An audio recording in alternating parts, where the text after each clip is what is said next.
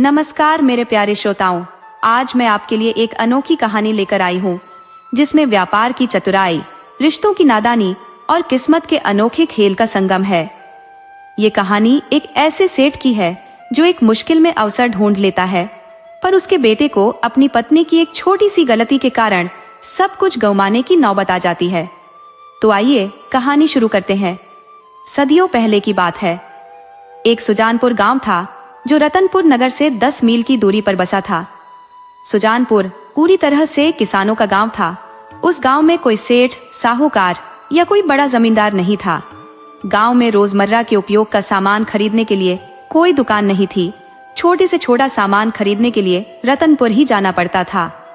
गांव के लोग अक्सर पहले से ही अपने उपयोग की वस्तुएं रतनपुर से खरीद लाते थे।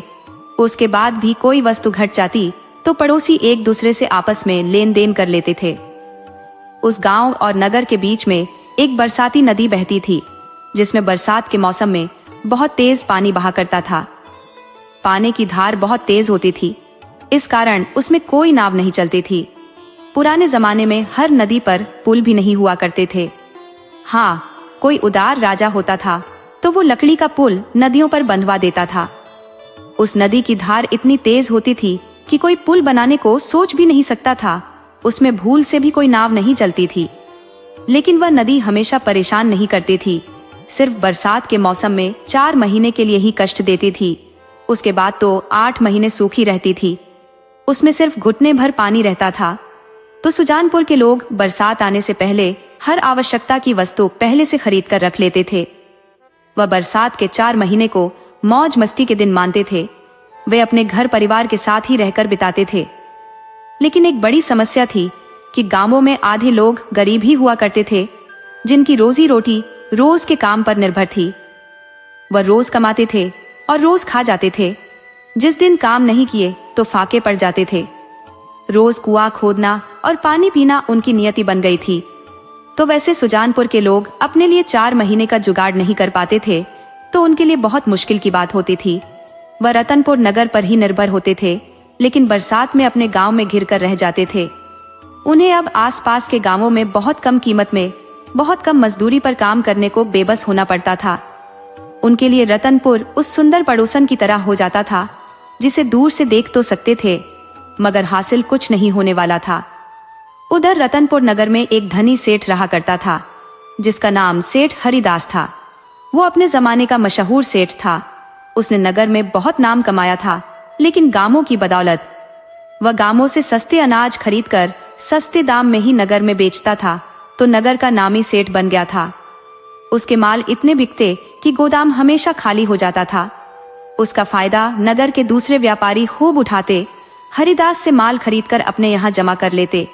उसे तब तक दबाकर रखते जब तक कि हरिदास का भंडार खत्म नहीं हो जाता। जब सेठ हरिदास का गोदाम खाली हो जाता, तब वह माल बेचने का विचार बनाते। भंडार खत्म होते ही सामान के भाव 2 गुने हो जाते। उसका लाभ जमाखोरों को मिल जाता। इस बात को हरिदास खूब समझता था। उसका बेटा प्रेमचंद कई बार पिता से कह चुका था कि आप भूल से भी व्यापारियों को माल मत बेचा करो, सिर्फ नगर के वासियों को बेचा करो। लेकिन हरिदास सेठ बेटे और पत्नी की बात नहीं मानता था। इसीलिए बहुत ज्यादा मेहनत करने के बाद भी कोई ज्यादा मुनाफा नहीं कमा पाता था, जबकि दूसरे व्यापारी बैठे बिठाए हरिदास के माल से माला माल हो रहे थे। पिता से नाराज हो प्रेमचंद ने अपना अलग कारोबार शुरू कर दिया था, तो हरिदास अपने एक मुनीम की सहायता से अपने काम में डटा था। गोदाम का माल खत्म हो जाने पर हरिदास सेठ नदी पार के गांवों में अन्न खरीदने गए थे। हालांकि वर्षा का मौसम चालू हो चुका था। थोड़ी बहुत बरसात हुई थी, मगर हरिदास सेठ को अनुमान था कि वर्षा शुरू होने में अभी 15 दिन लग सकते हैं, जबकि मैं 3-4 दिन में ही सामान खरीद कर इस पार चला आऊंगा। अब यह हरिदास सेठ का सोचने का अपना अंदाज था। हर बार वह नहीं हो पाता। जो मनुष्य सोच लेता है, कभी कभी उलटा भी हो जाता है। सेठ हरिदास अभी सुजानपुर के किसानों से कुछ माल ही खरीद पाए थे। दूसरे दिन उन्हें लखनपुर, श्यामपुर, भवानीपुर, मानपुर जैसे गांवों में जाना था, लेकिन रात में ही भयंकर बरसात शुरू हो गई। सुबह तक तो धरती जलमग्न हो गई। नदी और समतल भूमि का कहीं अता पता नहीं था। हरिदास सेठ सुजानपुर में ही गिर गए। जाहिर था कि उन्हें अब 4 महीने इसी गांव में ही बिताना था। गांव वालों ने भी हरिदास सेठ से आग्रह किया कि आप यहीं रहो, बरसात खत्म होने पर अपने नगर चले जाना। इस वक्त बड़े से बड़ा तैराक भी नदी पार नहीं कर सकता, आप नदी की तरफ भूल से भी मत जाना। हरिदास सेठ को तैरना नहीं आता था, वह पानी से बहुत डरते थे, तो उन्होंने सुजानपुर में रहना ही उचित समझा। गांव के किसान जबरू ने हरिदास सेठ को अपने यहाँ ठहराया।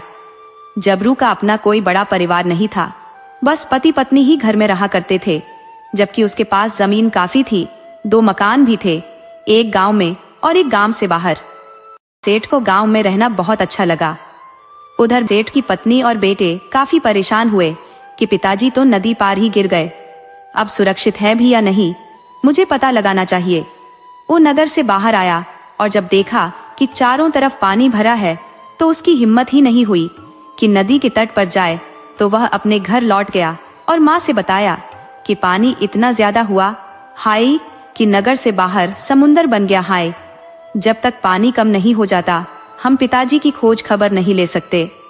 वैसे मुझे पूरा विश्वास है कि वह सुजानपुर में होंगे और सुरक्षित होंगे।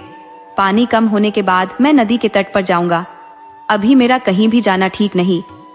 प्रेमचंद की माँ बेटे की जान जोखिम में नहीं डालना चाहती थी, तो उन्होंने साफ मना कर दिया कि पानी उतरने तक तुम कहीं मत जाओ, तुम्हारे पिता ऐसे ही मुश्किल में घिरे हैं, मैं तुम्हें भी मुश्किल में नहीं डाल सकती। पूरे 1 सप्ताह बाद पानी कम हुआ तो प्रेमचंद नदी तट पर आया और दूसरे किनारे खड़े लोगों से बोला कि मैं प्रेमचंद हूँ, मेरे पिता हरिदास सुजानपुर में आए थे, वो सुरक्षित तो है ना? तब उसे इस पार के लोगों ने आवाज देकर बताया कि सेठ जी गांव में ही है और सुरक्षित है, तुम चिंता मत करो। 2-3 आदमी हरिदास सेठ के पास गए और उन्हें नदी तट पर बुला लाए। प्रेमचंद ने पिता से बात कर ली तो हरिदास बोले कि बेटा, मैं बिल्कुल यहाँ सुरक्षित हूँ, मुझे कोई परेशानी नहीं है, अब तुम लौट जाओ और वहां अपना कारोबार देखो, मैं भी कोई जुगाड़ देखता हूँ। प्रेमचंद नगर में लौट आया और माँ से बताया कि माँ, पिताजी बिल्कुल ठीक है, वह सुजानपुर में ही है, अब 4 महीने बाद ही वापस आएंगे, लेकिन मुझे पूरा उम्मीद है कि वो 4 महीने सुजानपुर में खाली होकर नहीं बिताएंगे, कोई न कोई बड़ा दांव लगाएंगे। उसकी सोच भी गलत नहीं थी, कहाँ भी गया है कि व्यवसायी घर में बैठ भी जाए, उसके पास कोई काम भी न हो, तब भी वह बैठा नहीं रहता। वह पहली बोरी का अन्न दूसरी में तथा दूसरी का पहली बोरी में डालता रहता है। हरिदास भी चुपचाप बैठा नहीं रहा, उसने झबरू से बात की कि जबरू भाई, यदि आप मुझे इस गांव में बसने की जगह दे दो तो मैं अपना व्यापार इस गांव से शुरू कर सकता हूँ। मैं यह 4 महीने की समस्या से इस गांव को ही नहीं, आसपास के 10 गांवों को भी माल उपलब्ध करा सकता हूँ। नगर से कट जाने के बाद भी किसी को कोई कमी महसूस ही नहीं होगी।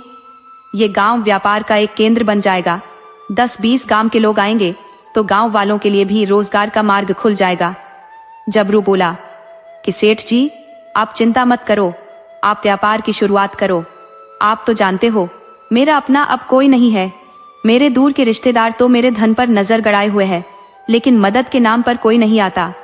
मैं अपना गांव वाला घर और आधी जमीन पहले ही पत्नी के नाम कर दिया है।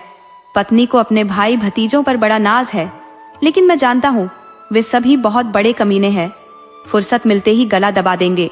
मेरे पास बाहर वाला घर और 3 बीघा जमीन है, आप चाहो तो मैं इसे आपको दे सकता हूँ, लेकिन जब आप इसकी उचित कीमत देंगे तब, मुफ्त में तो मैं किसी को फटी लंगोटी भी नहीं दे सकता। हरिदास सेठ बोला कि हम व्यापारी हैं, मुफ्त में कुछ नहीं लेते, आपकी जमीन और मकान का मैं खरीदार हूँ। बाढ़ का पानी उतरते और आने जाने का मार्ग खुलते ही हम अपनी योजना को आगे बढ़ाएंगे।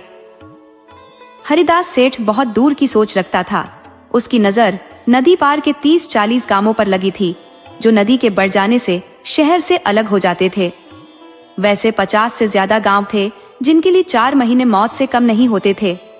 यदि वह सुजानपुर में अपना आशियाना बना लेता, हाय, तो सिर्फ 4 महीने में इतना कमा सकता है कि कोई बड़ा सेठ भी उतना नहीं कमा सकता। यह तो परम सत्य है कि नगर का व्यापार नगर के लोगों से नहीं, बल्कि गांव में बसे लोगों के भरोसे चलता है। गांव के लोग यदि नगर में अनाज बेचना बंद कर दे, सब्जी नगर में भेजना बंद कर दे, तो नगर वासियों को दिन में तारे दिख जाएंगे। किसी राज्य के लिए किसान ही उसकी आत्मा होते हैं।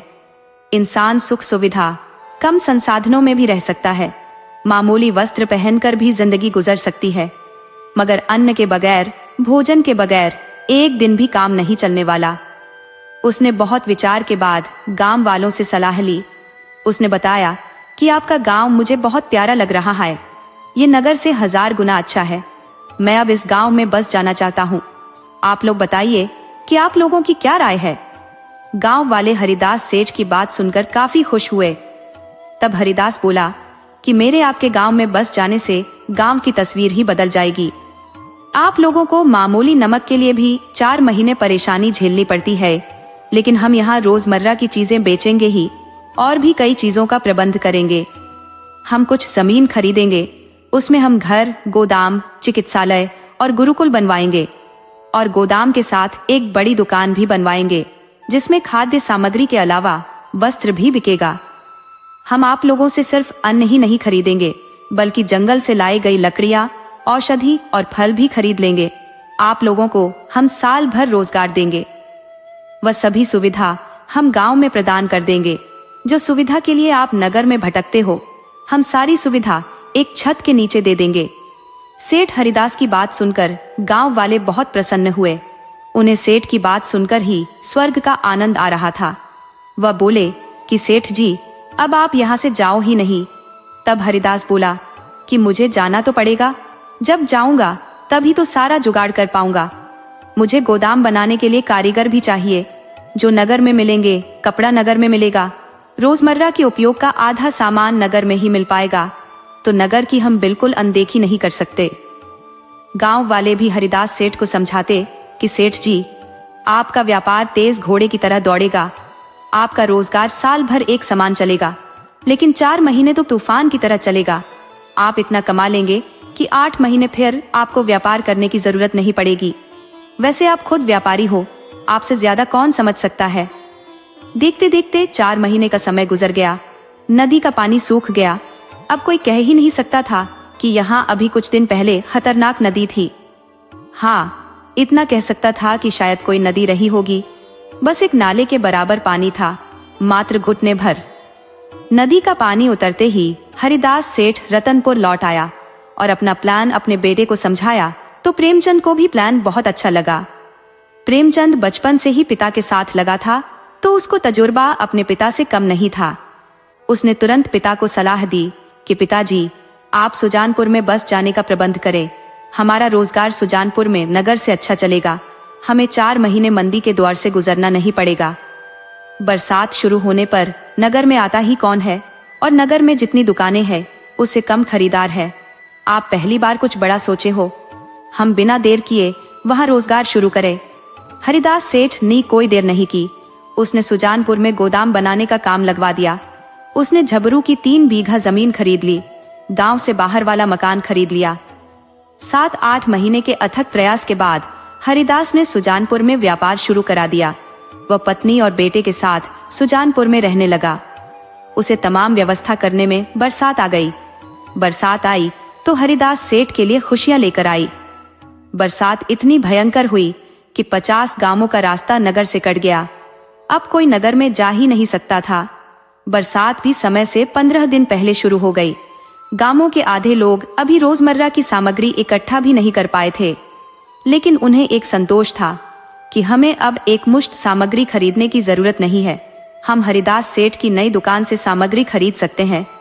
तो बरसात देख किसानों के ही नहीं, सेठ के भी चेहरे खिल उठे थे कि हम बहुत लाभ उठा लेंगे। और हरिदास सेठ और उसके बेटे ने खूब लाभ उठाया। दुकान आंधी की तरह चल निकली। सेठ ने 1 साल के लिए गोदाम में भंडार बनाया था, लेकिन 4 महीने पूरे होते ही भंडार खत्म हो गया। आय भी 2 गुनी हुई। सेठ हरिदास ने इतनी आय जिंदगी में कभी नहीं की थी। उसने फिर से नदी का पानी घटते ही भंडार बना लिया। उसके पास बहुत ज्यादा पैसे हो गए थे। वह चाहता तो फिर से नगर में एक कारोबार शुरू कर सकता था, लेकिन वह ऐसा जल्दबाजी में नहीं कर सकता था। उसकी दुकान और मकान बिक गए थे। अब रतनपुर में उसका कुछ भी नहीं बचा था। मगर सुजानपुर में आय इतनी हुई कि सेठ हरिदास को कोई अफसोस नहीं हुआ। अब वह और भी अपने धंधे का विस्तार देने के चक्कर में लग गया। मगर आगे आने वाले साल में उसके मंसूबों पर पानी फिर गया। नगर के सेठ हरिदास के बारे में जान गए थे कि वह नदी पार अपना ठिकाना बना लिया है। नदी पार 50 गांव है जो नगर के दुकानदारों के लिए अहम है।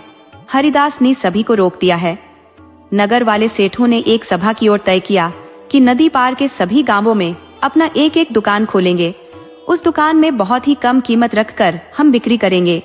हमें हरिदास को टक्कर देनी है। जल्दी ही नगर के अन्य सेठों ने नदी के पार के लगभग हर गांव में अपना अस्थायी ठिकाना बना लिया था। और जब अपने गांव में ग्रामीणों को बैठे बिठाए सस्ते में सामान मिल गया तो वह हरिदास सेठ पर खिन्न हुए कि पिछले साल उसने बहुत नाजायज लाभ उठाया था। नतीजा हुआ कि दूसरे गांव से सुजानपुर में हरिदास सेठ के पास कोई नहीं आया। उसका रखा माल इसी तरह रह गया। अब एक गांव के लोग कितना सामान खरीदते? हरिदास को खबर हो गई थी कि नगर के सेठों ने एक योजना के तहत उसके खिलाफ अभियान छेड़ दिया है। सभी सेठों का मुकाबला अकेले हरिदास नहीं कर पा रहा था। उसकी दुकान पर कोई नहीं आया। अब हरिदास सेठ का नगर वाला ठिकाना भी बिक गया था और सुजानपुर की दुकान सिर्फ सुजानपुर में ही सिमट गई थी। अब हरिदास की दुकान की उलटी गिनती शुरू हो गई थी। अब जो कमाया था वही बैठकर खाना था और किसी तरह पूंजी को बरकरार रखना था। इस तरह समय गुजरने लगा। ज्यादा दहेज के लालच में हरिदास ने अभी तक बेटे प्रेमचंद का ब्याह नहीं किया था। हरिदास सेठ जब नगर में रहता था तो बेटे के लिए हर दूसरे दिन कोई न कोई रिश्ता आ जाता था, लेकिन ज्यादा धन के लोभ में हरिदास उन्हें मक्खी की तरह भगा देता था। कई बड़े सेठ हरिदास से बात करते थे कि हरिदास भाई, आपका बेटा बहुत होनहार है, आप इसका ब्याह हमारे यहाँ ही करो, जो मांगोगे वो मिल जाएगा। मगर जब नगर छोड़कर हरिदास सुजानपुर गांव आ गए तो सभी सेठों ने कन्नी काट ली। सभी ने हरिदास को अपना दुश्मन मान लिया। कोई अब प्रेमचंद को पूछने भी नहीं आ रहा था। प्रेमचंद पिता की अनदेखी के चलते और ज्यादा दहेज के लालच में 30 का हो चुका था। उस जमाने में 20 साल की उम्र बड़ी उम्र मानी जाती थी। 30 को तो लोग अधेड़ मान लेते थे। हरिदास एक सेठ था तो किसी किसान के पास बेटे का ब्याह कर नहीं सकता था। हरिदास की पत्नी अब पति को रोज ताने सुनाने लगी। पहले वह नगर छोड़ने के खिलाफ थी, दूसरे बेटे का ब्याह हर हाल में कर देना चाहती थी। उसे कम दहेज भी मंजूर था, लेकिन हरिदास धन के लोभ में अंधा हो चुका था। अब वह खुद से प्रयास करने लगा कि कोई उसके बेटे से अपनी बेटी ब्याह दे। बड़ी मुश्किल से एक दूर नगर से रिश्ता आया। वहां के एक सेठ जिनका नाम गुलजारी सेठ था, वह बेटी का रिश्ता लेकर आए, मगर एक शर्त रखती कि बेटी के साथ एक लड़का भी दहेज में आएगा। सेठ चौंक पड़े कि बहू के साथ लड़का, ये क्या बात हुई? कोई नौकरानी होती तो बात समझ में आ रही है, मगर एक हमउम्र नौकर बहू के साथ आए, ये तो घन चक्कर है। हम इस तरह का रिश्ता नहीं कर सकते। गुलजारी सेठ बोला कि सेठ, जो आप समझ रहे हो वह बात नहीं है। वह लड़का लड़की का मुंह बोला भाई है। वह अपनी बहन से दूर नहीं रह सकता, न ही बहन कभी उस भाई से दूर रह सकती है। दरअसल हमारे घर के सामने एक मंदिर है। वह मंदिर हमारे पूर्वजों का बनाया हुआ है। वह एक निजी मंदिर है। हमारे मंदिर में कोई कुंवारी स्त्री अपने पाप कर्म को छिपाने के लिए बच्चे को मंदिर में रख गई। हमने जब बच्चे के रोने की आवाज सुनी तो दौड़कर मंदिर में गए। हम उस बच्चे को भगवान का प्रसाद मानकर उठा लाए और उसे भी अपना पुत्र मान लिया। मेरी पत्नी ने बेटी के साथ उसे भी अपना दूध पिलाया। तो एक माँ का दूध पीने वाले बच्चे भाई बहन ही होते हैं। हमने उस बच्चे को बड़े यत्न से पाला। इस तरह समय गुजरा और बच्चे 5 साल के हो गए। साथ में रहते, साथ में खेलते। आने वाले 6वें साल में मेरी पत्नी ने एक बेटे को जन्म दिया तो हमारा विचार अब उस बच्चे के प्रति बदलने लगा। हम उसे अब पुत्र नहीं मान रहे थे। हम चाहते थे कि उसे किसी अनाथालय में छोड़ दिया जाए। अब अपनी जायदाद में उसे हिस्सेदारी कौन दे? इस बारे में पत्नी से बात की तो वह भी तैयार हो गई। तो हम उस बच्चे को अनाथ आश्रम छोड़ आए। तो हमारी बेटी ने इस बात पर बगावत कर दी कि उसके एक भाई को आप अनाथालय कैसे छोड़ सकते हो? हमने समझाया कि वह मेरा बेटा नहीं है, मैंने उसे मंदिर में पाया है। बेटी बोली, चाहे वह कहीं भी मिला हो, इस बात का कोई मतलब नहीं है। उसने मेरी माँ का दूध पिया है, इसलिए मेरा भाई है। आप यदि अपनी जगह जमीन में हिस्सा नहीं देना चाहते तो मत दीजिए। उसे मैं जिंदगी भर साथ रखूंगी। मेरा जहां ब्याह होगा उसे साथ लेकर जाऊंगी, मगर उस भाई को नहीं छोड़ूंगी। जब उसकी बात हमने अनसुनी कर दी तो उसने अन्न जल का त्याग कर दिया। आखिर हार कर हमें बच्चे को फिर से अनाथालय से घर लाना पड़ा। दोनों साथ खेलते हुए बड़े हुए तो मैंने फैसला किया कि अब कारोबार में हाथ बटाऊं, तो लड़की ने उसे साफ मना कर दिया कि तुम्हें पिता के कारोबार से नहीं बल्कि मेरे से हिस्सा लेना है। पिता का कोई भरोसा नहीं, वो मेरी गैर मौजूदगी में इसे घर से भगा सकते हैं। वह मन में बैठा ली है कि भाई मेरे पास ही रहेगा, तो वह भी सोच लिया है कि बहन के घर नौकर बनकर रह लेगा, मगर हमारे पास नहीं रहेगा। वह लड़की तभी इस घर में ब्याही जाएगी जब उसके साथ यहाँ वह लड़का आएगा। हरिदास सेठ को लगा कि इसमें कोई बुराई नहीं है। अरे, जब वह लड़की का भाई है तो बहन के संग आकर कुछ दिन रह लेगा। बहन भी जब अपने पति से घुल मिल जाएगी तो भाई के प्रति प्यार कम हो जाएगा और एक दिन वह खुद ही कह देगी कि भाई अब तुम पिता के कारोबार में हाथ बटाओ। और नहीं भी गया तो क्या फर्क पड़ेगा, या कुछ करके ही खाएगा। समय के साथ उसका भी ब्याह हो जाएगा तो खुद ही अपनी दुनिया बसा लेगा। जो सेठ पहले बेटे के ब्याह के लिए नखरे दिखा रहा था, अब बेटे का ब्याह किसी भी तरह करना चाहता था। उसे अब बहू का मुंह बोला भाई भी साथ में मंजूर था। इस तरह प्रेमचंद 30 पार करने के बाद ही सही घोड़ी चढ़ गया। बहू के साथ उसका मुंह बोला भाई मोहन आ गया। गांव की औरतों नी पूछ बैठी कि बहू के साथ आया लड़का क्या उसका सगा भाई है। तब हरिदास की पत्नी ने बताया कि यह उसका भाई नहीं, नौकर है। ये बचपन से नौकर है, बहू से बहुत प्यार करता है, उससे दूर नहीं रहता। सेठानी ने तो अपनी बड़ाई के लिए ऐसा प्रचार कर दिया, परंतु उसे क्या खबर थी कि बड़ाई कम, बेइज्जती ज्यादा हो गई है। बहू के हमउम्र नौकर का मतलब लोग कुछ और निकालने लगे हैं, और बहू से नौकर के प्यार वाली बात तो स्त्रियों के गले उतर ही नहीं रही थी। स्त्रियां समझ गईं कि सेठ की बहू लंपट है। इसकी चर्चा भी गांव में होने लगी तो खुद हरिदास सेठ को समझाना पड़ा। तब जाकर धीरे धीरे गांव वालों के समझ में आ गया कि जो वह सोच रहे थे वह बात नहीं है। ये सेठ की बहू का प्रेमी नहीं बल्कि भाई है, जो बहन से बहुत प्रेम के कारण उसके साथ ही आ गया है। सेठानी ने सेठ से बताया कि अरे, आप कुछ जानते भी हो कि हमारी बहू बेवकूफ है, ये तो उसका भाई है जो हर काम संभाल लिया है। हरिदास को अब बेवकूफ बहू से भी संतोष करना पड़ा था। उसने बेटे को समझाया कि ये चाहे जैसी भी है तो एक स्त्री। पुरुष को बस एक स्त्री चाहिए, वह मंदबुद्धि भी चल सकती है। ऐसी बहू नखरे नहीं दिखाती बल्कि बहुत प्यार करने वाली होती है। अब प्रेमचंद करता भी क्या, उसकी तो उम्र निकली जा रही थी। उसके लिए बेवकूफ भी भली थी। उसे खुशी थी कि बेवकूफ भले है लेकिन वफादार है। गांव में जब रोजगार नहीं चला तो हरिदास सेठ ने बेटे से बोला कि बेटा, तुम अब नगर में कोई व्यापार करो, नहीं तो हम सेठ हैं, हमारे खर्चे एक हाथी के बराबर हैं, चाहकर भी हम उसे रोक नहीं सकते, और यही हाल रहा तो हम एक दिन सारी जमा पूंजी खा जाएंगे। बेटा, तुम अब शहर में ही कोई कारोबार शुरू करो और हम धीरे धीरे यहाँ से घर बार बेचकर शहर में बस जाएंगे। प्रेमचंद को कई साल से सुजानपुर रास नहीं आ रहा था। अब तो नदी पर रतनपुर के राजा ने पुल का निर्माण करा दिया था। अब छोटे छोटे सामान के लिए लोग रतनपुर भाग जाते थे। तो प्रेमचंद नगर गया और एक जगह अच्छी जमीन तय की। वह जमीन चौराहे पर थी जहां से सीधा रास्ता राज दरबार को जाता था। उसी जमीन को खरीदने के लिए प्रेमचंद ने बात की और तय करके चला आया।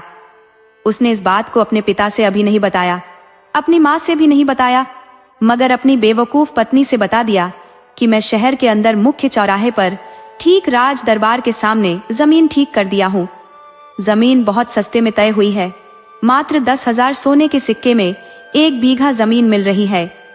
हम यहाँ का गोदाम बेचकर उस जमीन को खरीद लेंगे। इसके बाद घर और अन्य जमीन बेचकर वहाँ मकान बनवा लेंगे और अब हम फिर से नगर में बस जाएंगे। हमारी थोड़ी सी लालच ने हमें बर्बाद करके रख दिया। भाग्यवान तुम मेरी प्रिय पत्नी हो, इसलिए ये बात तुमसे बता दिया, परंतु ध्यान रखना ये बात किसी दूसरी स्त्री से न कहना, क्योंकि हमारे घर में पड़ोस की कई औरतें आती जाती रहती है। तुम ये बात अपने भाई से भी न बताना। जब हम शहर में बस जाएंगे और हमारा कारोबार चल निकलेगा तो आपके भाई का ब्याह करा देंगे, उसकी मदद कर एक अलग कारोबार शुरू करा देंगे। स्त्री बहुत खुश हुई कि अब हम शहर में बस जाएंगे, हमारे पतिदेव ने क्या जबरदस्त योजना बनाई है।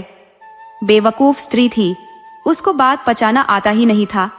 वो कोई भी छोटी से छोटी बात अपने भाई से शेयर कर देती थी, मगर जब से ससुराल में रह रही थी तो कई बातें उसे छिपानी भी पड़ रही थी। पति पत्नी के बीच की बात भाई से कैसे बताती, तो वह पति पत्नी की अंतरंग बातों को भी पड़ोसन से शेयर कर देती थी। पड़ोसन भी प्रेमचंद की पत्नी की खास सहेली बन गई थी। उसका पति नगर के एक सेठ के यहाँ नौकर था। वो रोज घर रात तक लौट आता था। इधर प्रेमचंद की पत्नी नी जब नगर में जमीन खरीदने की बात सुनी तो काफी खुश थी। वो अपनी बात किसी न किसी से कह देना चाहती थी, उससे कुछ पच ही नहीं रहा था। परंतु पति ने साफ मना कर रखा था कि किसी से मत बताना, वरना बात बिगड़ सकती है। परंतु क्या करूं, उधर बात बिगड़ रही है, इधर हाजमा बिगड़ रहा है। अब अपने को संभालूं कि बात को संभालूं? वो किसी तरह एक दिन अपने को रोक पाई। उधर प्रेमचंद ने अपना गोदाम एक सेठ को बेच दिया था। उसे उस गोदाम के 12,000 स्वर्ण मुद्रा मिल गए थे, तो वह अब 2 दिन बाद ही नगर में जमीन अपने नाम कराने के लिए जाने वाला था। इधर पत्नी से रहा नहीं जा रहा था। कभी सोचती कि बात अपने भाई से कह दूं, फिर सोचती कि नहीं, पति ने मना किया है तो चलो अपनी प्रिय सहेली से यह बात कह देती हूँ। पति के रोज शहर जाने के बाद पड़ोसन स्त्री घर में अकेली रह जाती थी, तो वह अपने घर में ताला लगाकर ज्यादा से ज्यादा समय सेठ की बहू के पास ही बिताती थी। अब बहू से बात नहीं पच रही थी तो बोली कि मुझे एक बात पच नहीं रही, वो बात मैं तुमसे बताना चाह रही हूँ, परंतु तुम कसम खाओगी कि वो बात किसी से नहीं कहोगी। सहेली बोली, तुम मेरी प्रिय सहेली ही नहीं, मेरी बहन की तरह हो। एक तुम ही हो जिस पर मैं बहुत भरोसा करती हूँ और दिन के वक्त तुम्हारे घर में पड़ी रहती हूँ। दूसरे पड़ोसन के घर जाती हूँ तो वहां अपने को बहुत असुरक्षित महसूस करती हूँ। उनके पति ललचाई नजरों से देखते हैं, परंतु आपके भाई, आपके पति मुझे कभी बुरी नजर से नहीं देखते। सेठ की बहू को उसकी बात में अपनापन दिख रहा था। वह अपने दिल की बात खुलकर कह देना चाह रही थी। वह बोली कि बहन, मेरे पति अब शहर में जमीन खरीद रहे हैं। वह जमीन राजा के महल के ठीक सामने वाले मोड़ पर है। अब हम यहाँ के घर बार सब कुछ बेचकर वहीं बस जाएंगे। पहले हमारे पति शहर में ही रहा करते थे, परंतु पता नहीं क्यों यहाँ आकर बस गए, मगर यहाँ अब हमें बहुत नुकसान हो रहा है। जब हमारा घर बन जाएगा तो तुम भी मेरे घर में ही चलकर रहना, मैं तुम्हें उसमें से एक कमरा दिलवा दूंगी। आखिर तुम्हारे पति भी तो नगर में ही रहते हैं, उन्हें रोज रात को आना पड़ता है। जब शहर में रहोगी तो तुम्हारे पति भी निश्चिंत रहेंगे और तुम भी आराम से रहोगी। मगर मेरी बात का ख्याल रखना, इस बात को किसी से भी न कहना। सहेली बोली, बहन, तुम मेरे बारे में कितना ख्याल रखती हो और मेरी भी भलाई की बात करती हो, इस बात को मैं भला किससे कह सकती हूँ। एक तुम ही हो जिसके पास बैठती हूँ और मुझे किसी से कोई मतलब ही नहीं है। सचमुच वो किसी दूसरी स्त्री के पास नहीं बैठती थी, वो इधर की बात उधर भी नहीं करती थी। तो सेठ की बहू को पूरा विश्वास था कि किसी से नहीं कहेगी, और अब कह दी है तो उसका मन हल्का हो गया है। अब वह खाना भी 2 रोटी दबाकर खा सकेगी। उधर सहेली भी खुश थी कि शहर में घर बनवा लेगी तो मेरे लिए भी एक कमरा उसमें से दे देगी। वो इस खुशी को छिपा नहीं पा रही थी। जब रात में उसका पति आया तो उसे आज बहुत खुश पाया। बोला, भाग्यवान, आज बड़ी खुश दिख रही हो, जबकि जब मैं रोज आता था तो उदास रहती थी। कौन सी खुशी है जो मैं नहीं समझ पा रहा? क्या मैं पिता बनने वाला हूँ? स्त्री बोली, अरे नहीं, वैसी कोई बात नहीं है। अगर इस तरह की खुशी होती तो मैं तुरंत बता देती। भला वैसी खुशी कोई स्त्री पति से छिपाती है? तब उसका पति बोला, तो और कौन सी खुशी है? स्त्री बोली, कह दिया ना कि कोई दूसरी खुशी नहीं है। आप समय से घर आ गए हो, इसी से खुश हूं। पति बोला कि रोज तो मैं इससे भी पहले आ जाता था, परंतु तब तो तुम इतना खुश नहीं रहती थी। देखो, मैं तुम्हारा पति हूँ और पति से कोई राज छिपाना नहीं चाहिए।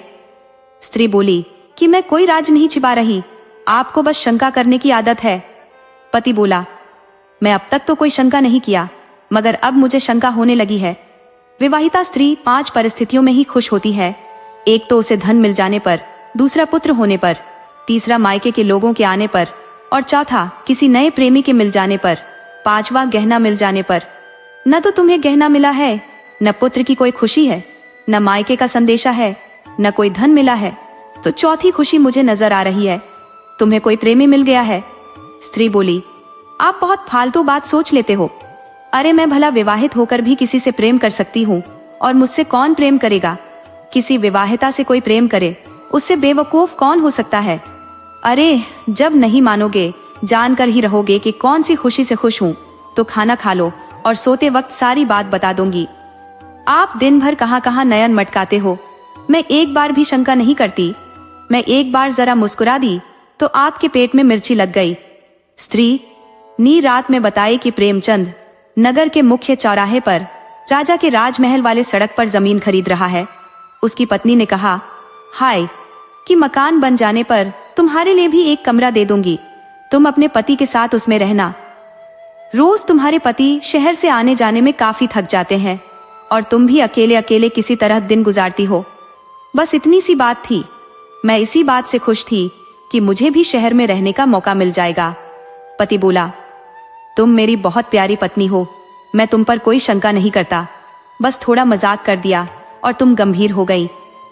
अरे जब तेरा मन शहर में रहने का है तो मुझसे कहती। सेठ ने मेरे रहने के लिए एक छोटा सा मकान दे रखा है, तुम कल सुबह ही अपना सामान उठाओ और चलकर वहीं रहो। मुझे अब इधर उधर ढाबे में खाने से भी मुक्ति मिल जाएगी। स्त्री बोली, तो इतनी बड़ी खुशी किसके लिए छिपा रखे थे? चलो मैं कल ही साथ चलूंगी, मुझे अकेले रहते बहुत परेशानी हो रही है। दूसरे दिन दोनों शहर चले गए। खुशी में उस स्त्री के पति नी ये बात अपने सेठ से बता दी कि प्रेमचंद सेठ राजा के महल वाले सड़क पर जमीन खरीद रहा है। वह जमीन आपके लिए बहुत महत्वपूर्ण हो सकती है, कहिए तो मैं जाकर जमीन मालिक से बात करूं? सेठ बोला, नौकर, यदि तुम वह जमीन मुझे दिला देते हो तो मैं जो मकान तुम्हें रहने के लिए दिया है वह तुम्हारे नाम कर दूंगा। नौकर नी उस जमीन को 20,000 स्वर्ण मुद्रा में तय कर दिया तो सेठ नी उसे खरीद लिया। तीसरे दिन जब नियत समय पर प्रेमचंद जमीन वाले के पास गया तो वो आदमी बोला कि भाई मुझे माफ करना, जमीन तो कल बिक गई, मुझे 2 गुने कीमत मिल गए, पूरे 20,000 स्वर्ण मुद्रा। आपके ही गांव के एक नौकर ने यह जमीन की बात की थी। नौकर का नाम सुनते ही प्रेमचंद का माथा ठनक गया कि ससुरी नौकर की पत्नी रोज मेरे घर रहती थी, वो मेरी पत्नी की सहेली थी, कल ही वह पति के साथ शहर आ गई, उसी ने यह खेल किया है। जरूर मेरी पत्नी ने उसे यह बात बता दी होगी और उसने अपने पति से बता दी। वह तिलमिलाया हुआ घर गया और अपनी पत्नी पर बहुत नाराज हुआ। वह घर जाकर बोला कि मैंने मना किया था कि अपना गद्दी जैसा मुंह बंद ही रखना, मगर तुमसे तो कोई बात पचती ही नहीं। तुमने उस नौकर की बीवी से यह बात बता दी और उसका पति सेठ से बता दिया। सेठ ने जमीन 2 गुनी कीमत में खरीद ली।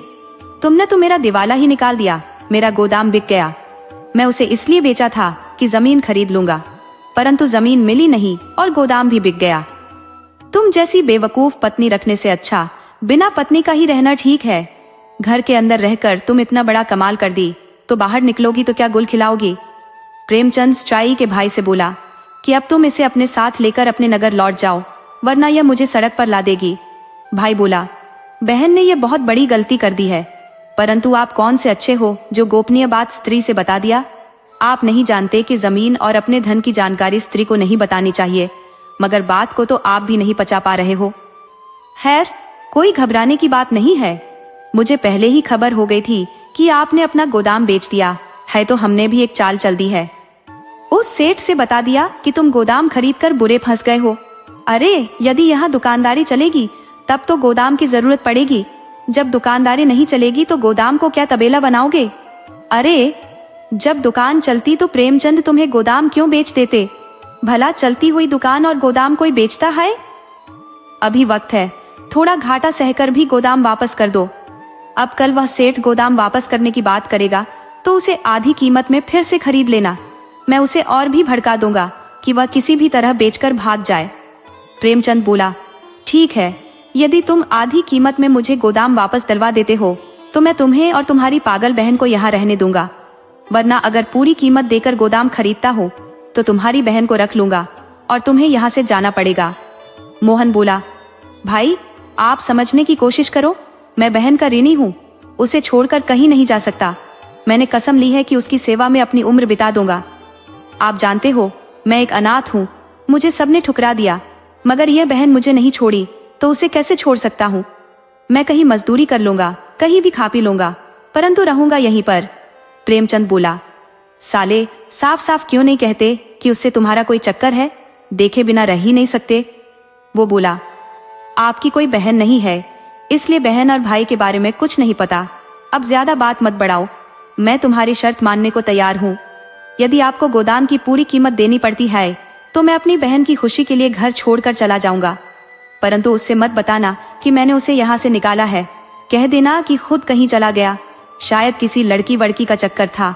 दूसरे दिन वह सेठ गोदाम वापस करने आया और वह पूरा दाम लेने पर अड़ गया। प्रेमचंद को भी अच्छा लगा कि अभी तो यह उतने में दे रहा है, यदि 2-4 सेठों को पता चल गया कि गोदाम बिकाऊ है तो इसके तो कीमत ही बढ़ जाएंगे। तो उसने देर ही नहीं की, उसने उस सेठ को पैसा वापस कर अपना गोदाम वापस ले लिया तथा साले को बोल दिया कि अब तुम यहाँ से निकलने की तैयारी करो, मैं अब इस गरीबी में और आटा गीला नहीं कर सकता। साला भी बोला कि आप चिंता मत करो, मैं अपना वादा पूरा करूंगा, परंतु ध्यान देना बहन को किसी तरह की तकलीफ नहीं होनी चाहिए। साला वहां से चल गया। वो अपने नगर वापस नहीं गया कि वहां अब किसके पास जाएगा। उसके मुंह बोले, पिता ने तो कहा ही था कि मेरे कारोबार में हाथ बटाओ, मगर मैंने बहन के साथ आना चुन लिया था, अब कौन सा मुंह लेकर वापस जाऊं। वो जंगल की तरफ निकल गया। उसे पता था कि जंगल में महात्मा और संत रहा करते हैं, उनके आश्रम में ही उसका अब गुजारा हो सकता है। वह किसी महात्मा की तलाश में जंगल में निकल गया। वह चलते चलते घनघोर जंगल के बीच पहुंच गया। उसे वहां एक आश्रम मिला जहां एक महात्मा रहा करते थे।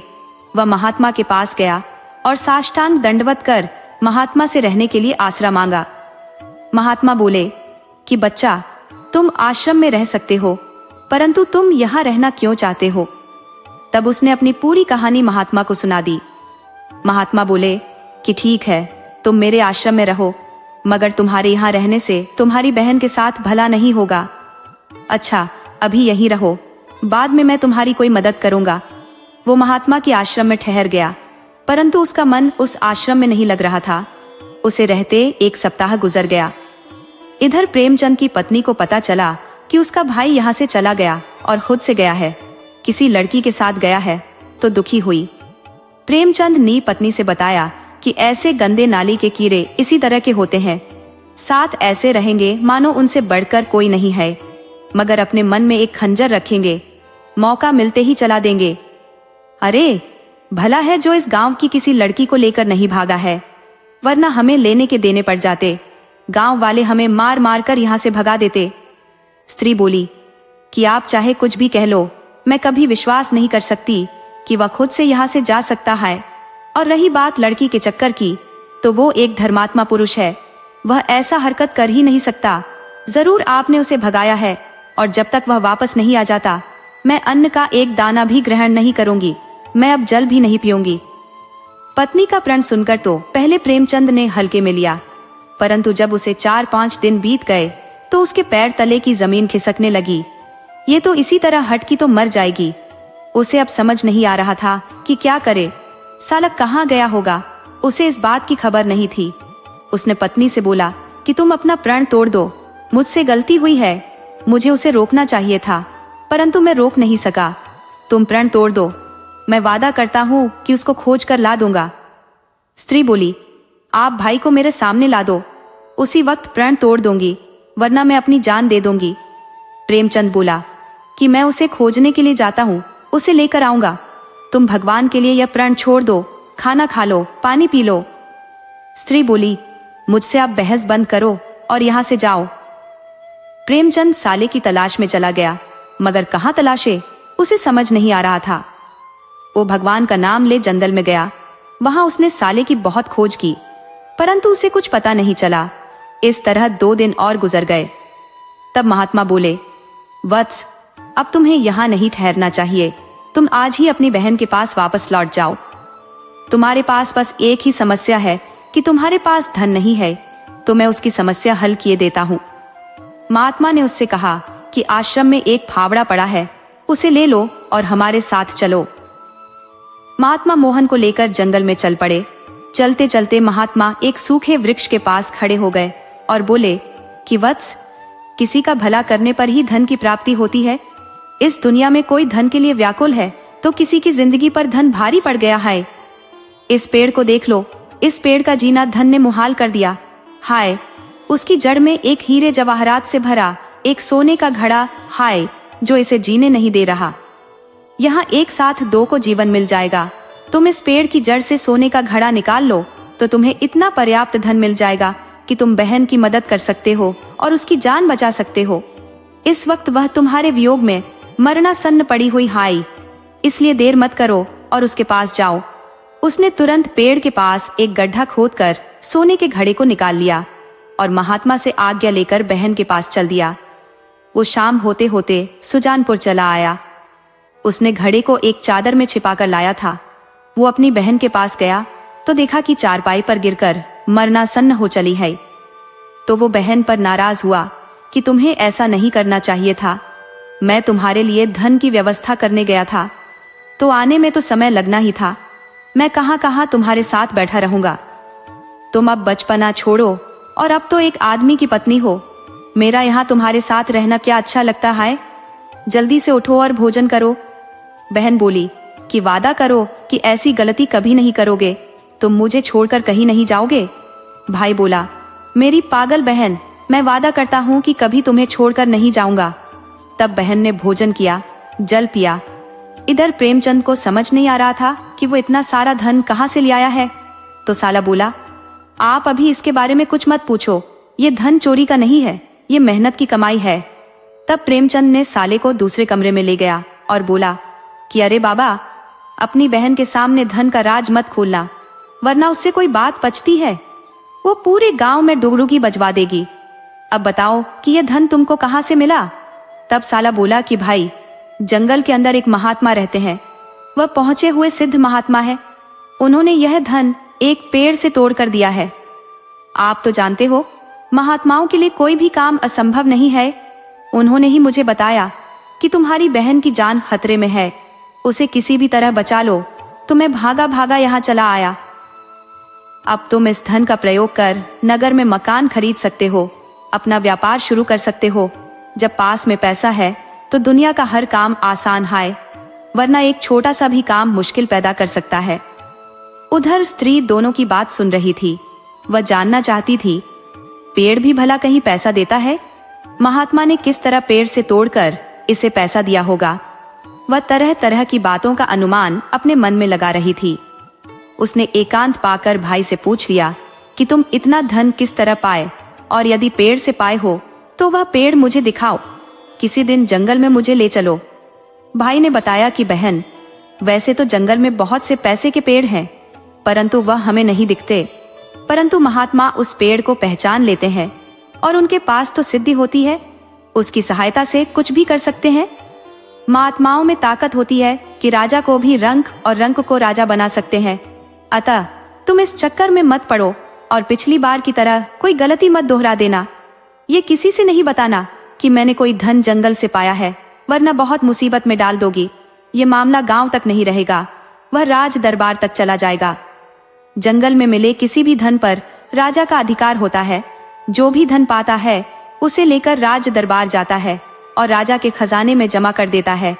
ये अलग बात है कि राजा खुश होकर कुछ मोहरे वापस कर दे तो उसकी कृपा है, मगर जो धन हम लाए हैं वह राजा को लौटाने के लिए नहीं लाए हैं, सिर्फ तुम्हारे उपयोग के लिए लाए हैं। अब तुम्हारे मुंह और पेट में हमारी जिंदगी और मौत है। तुम कहीं भी किसी स्त्री के सामने यह राज खोल दी तो मुझे फांसी छड़वा दोगी। बहन बोली, तुमने मुझे क्या पागल समझ रखा है कि किसी से कह दूं? मैं अब यह बात किसी से नहीं कहूंगी। अरे एक बार गलती हो गई, अब वही गलती बार बार थोड़े ही होगी।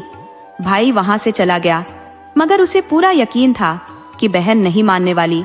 स्त्री अपनी बात छिपा ले, ऐसा हो नहीं सकता। उसने प्रेमचंद से बोला कि अब आप उस घड़े को कहीं और छिपाने का प्रयत्न करो, क्योंकि यह चुप रह जाए मुझे विश्वास नहीं है। मेरी बहन है, उसकी बुराई कैसे करूं? मेरा जीवन ही उसके लिए है, परंतु जो उसमें बुराई है वह तो होठों पर आ जाती है। प्रेमचंद ने रात के वक्त सोने के घड़े को गोदाम के पास अपने खेत में छिपा दिया। उधर उस रात तो वह किसी से कुछ नहीं कही, मगर दूसरी रात वह जब घर से बाहर शौच के लिए निकली तो उसके पेट की बात बाहर निकलने के लिए उछल कूद मचाने लगी। वो चाहकर भी अपने पर काबू नहीं रख सकी और अकेले में ही बड़बड़ाने लगी कि भाई, हमारा कितना अच्छा भाई है जो हमारे लिए जंगल से सोने की मोहरें लेकर आया है। महात्मा भी गजब होते हैं, वह पेड़ से भी सोने की मुद्रा तोड़ लेते हैं। अब मेरा भाई मुझे शहर में जमीन खरीदवा देगा, मकान बनवा देगा। अब हमारी भी शहर में बड़ी दुकान होगी। उसे नहीं पता था कि आसपास में कई औरतें शौच के लिए बैठी हैं। वे सब उसकी बात सुन ली और अपने घर गई।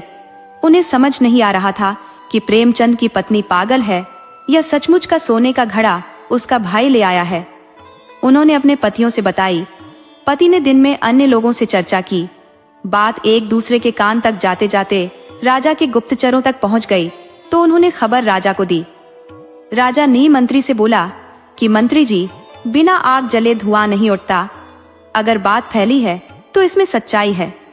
आप पता करो कि कौन आदमी प्रेमचंद नाम का है और कौन उसका साला है। सभी को पत्नी सहित यहाँ दरबार में हाजिर करो। हम उन्हें दंडित करेंगे। ससुरे हमारे जंगल की खनिज संपदा कैसे हजम कर जाएंगे। मंत्री तुरंत सुजानपुर गांव गया और तीनों को पकड़कर राजा के दरबार में हाजिर किया। राजा उन्हें देखकर बहुत गुस्सा हुआ कि तुम लोग राजा की आंख में धूल झोंक रहे हो, जंगल का खजाना हजम करना चाहते हो। कहाँ है वो खजाना? प्रेमचंद बोला, महाराज, हमारे पास कोई खजाना नहीं है। ये मेरे ऊपर जिस किसी ने ऐसा आरोप लगाया है वो सरासर गलत है। राजा बोला, मुझे जानकारी सटीक मिली है। तुम्हारी पत्नी ने खुद अपने मुंह से एक पेड़ के पास बड़बड़ाई है। साला बोला, माफ करना हुजूर, जो मैं आपके बीच में बोल रहा हूँ। दरअसल मैं इस स्त्री का भाई हूँ। मुझे अपनी बहन के साथ इसके ससुराल में रहना पड़ रहा है क्योंकि इसे एक रोग है। ये आधी रात में कहीं भी निकलकर बड़बड़ाने लगती है, तो इसे रोकने और देखभाल के लिए इसके ससुराल में रहता हूँ। मैंने 3 दिन पहले अपने बहनोई को एक सोने के घड़े वाली कहानी सुनाई थी और शायद बहन ने वो कहानी सुन ली और उसे कहानी न मानकर हकीकत मान ली। राजा बोला, तो तुम बातें बहुत बना लेते हो। सच्चाई क्या है स्त्री बताएगी। अगर सच नहीं बोली तो इसका पति और भाई दोनों मारे जाएंगे। मैं यहीं दरबार में दोनों का सिर कलम कर दूंगा। स्त्री डर गई और बोली, नहीं महाराज, मैं सच बताऊंगी। मेरा भाई जंगल में गया था। वहां एक महात्मा ने इसे पेड़ से तोड़कर सोने की मोहरें दी थी। वह मोहरें लेकर घर आया था। राजा बोला, क्या तुमने अपनी आंखों से मोहरें देखी? स्त्री बोली, नहीं, मैं उस वक्त बीमार थी। भाई को और पति को बातें करते सुना था। तो क्या है कि मेरे पेट में कोई बात पचती नहीं है, तो यह बात एक पेड़ को सुना दी। राजा बोला, गजब पागल स्त्री है, ये पेड़ से भी बात कर लेती है, पेड़ से मोहरें तोड़ने की बात करती है। हमें तो ये बात कहानी ही लगती है। फिर भी मंत्री जी, इसके घर की तलाशी लो और यदि मोहरों से भरा घड़ा मिल जाता है तो इन दोनों को चौराहे पर फांसी लटका दो, और नहीं मिलता है तो एक सोने के घड़े में इन्हें सोने की मोहरें भरकर दे दो। मंत्री गया और उसके घर में छान मारा, मगर कुछ नहीं मिला। तो मंत्री वापस आ गया और राजा से बताया कि महाराज, इनके घर में कुछ नहीं मिला। ये लोग बहुत गरीब आदमी है। राजा बोला, इन्हें एक घड़ा सोने की मोहरें देकर विदा कर दो। प्रेमचंद पत्नी और साले के साथ घर लौट गए। साला बोला कि जीजा, अब हम उस मोहर को भी इस मोहर में मिलाकर उपयोग कर सकेंगे। सब यही समझेंगे कि राजा ने ही हमें मोहरें दी है, मगर मेरी पागल बहन से अब कुछ नहीं बताना। स्त्री ने फिर दोनों की बात सुन ली और बोली कि अब मैंने भी एक रास्ता निकाल लिया है। अब अपनी बात दूसरे से नहीं, आप दोनों को ही सुना दूंगी।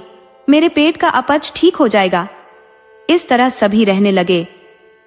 कहानी से सीख, घर के भेद और राज की बातें कभी किसी से नहीं कहनी चाहिए, क्योंकि एक छोटी सी लापरवाही भी बड़े नुकसान का कारण बन सकती है।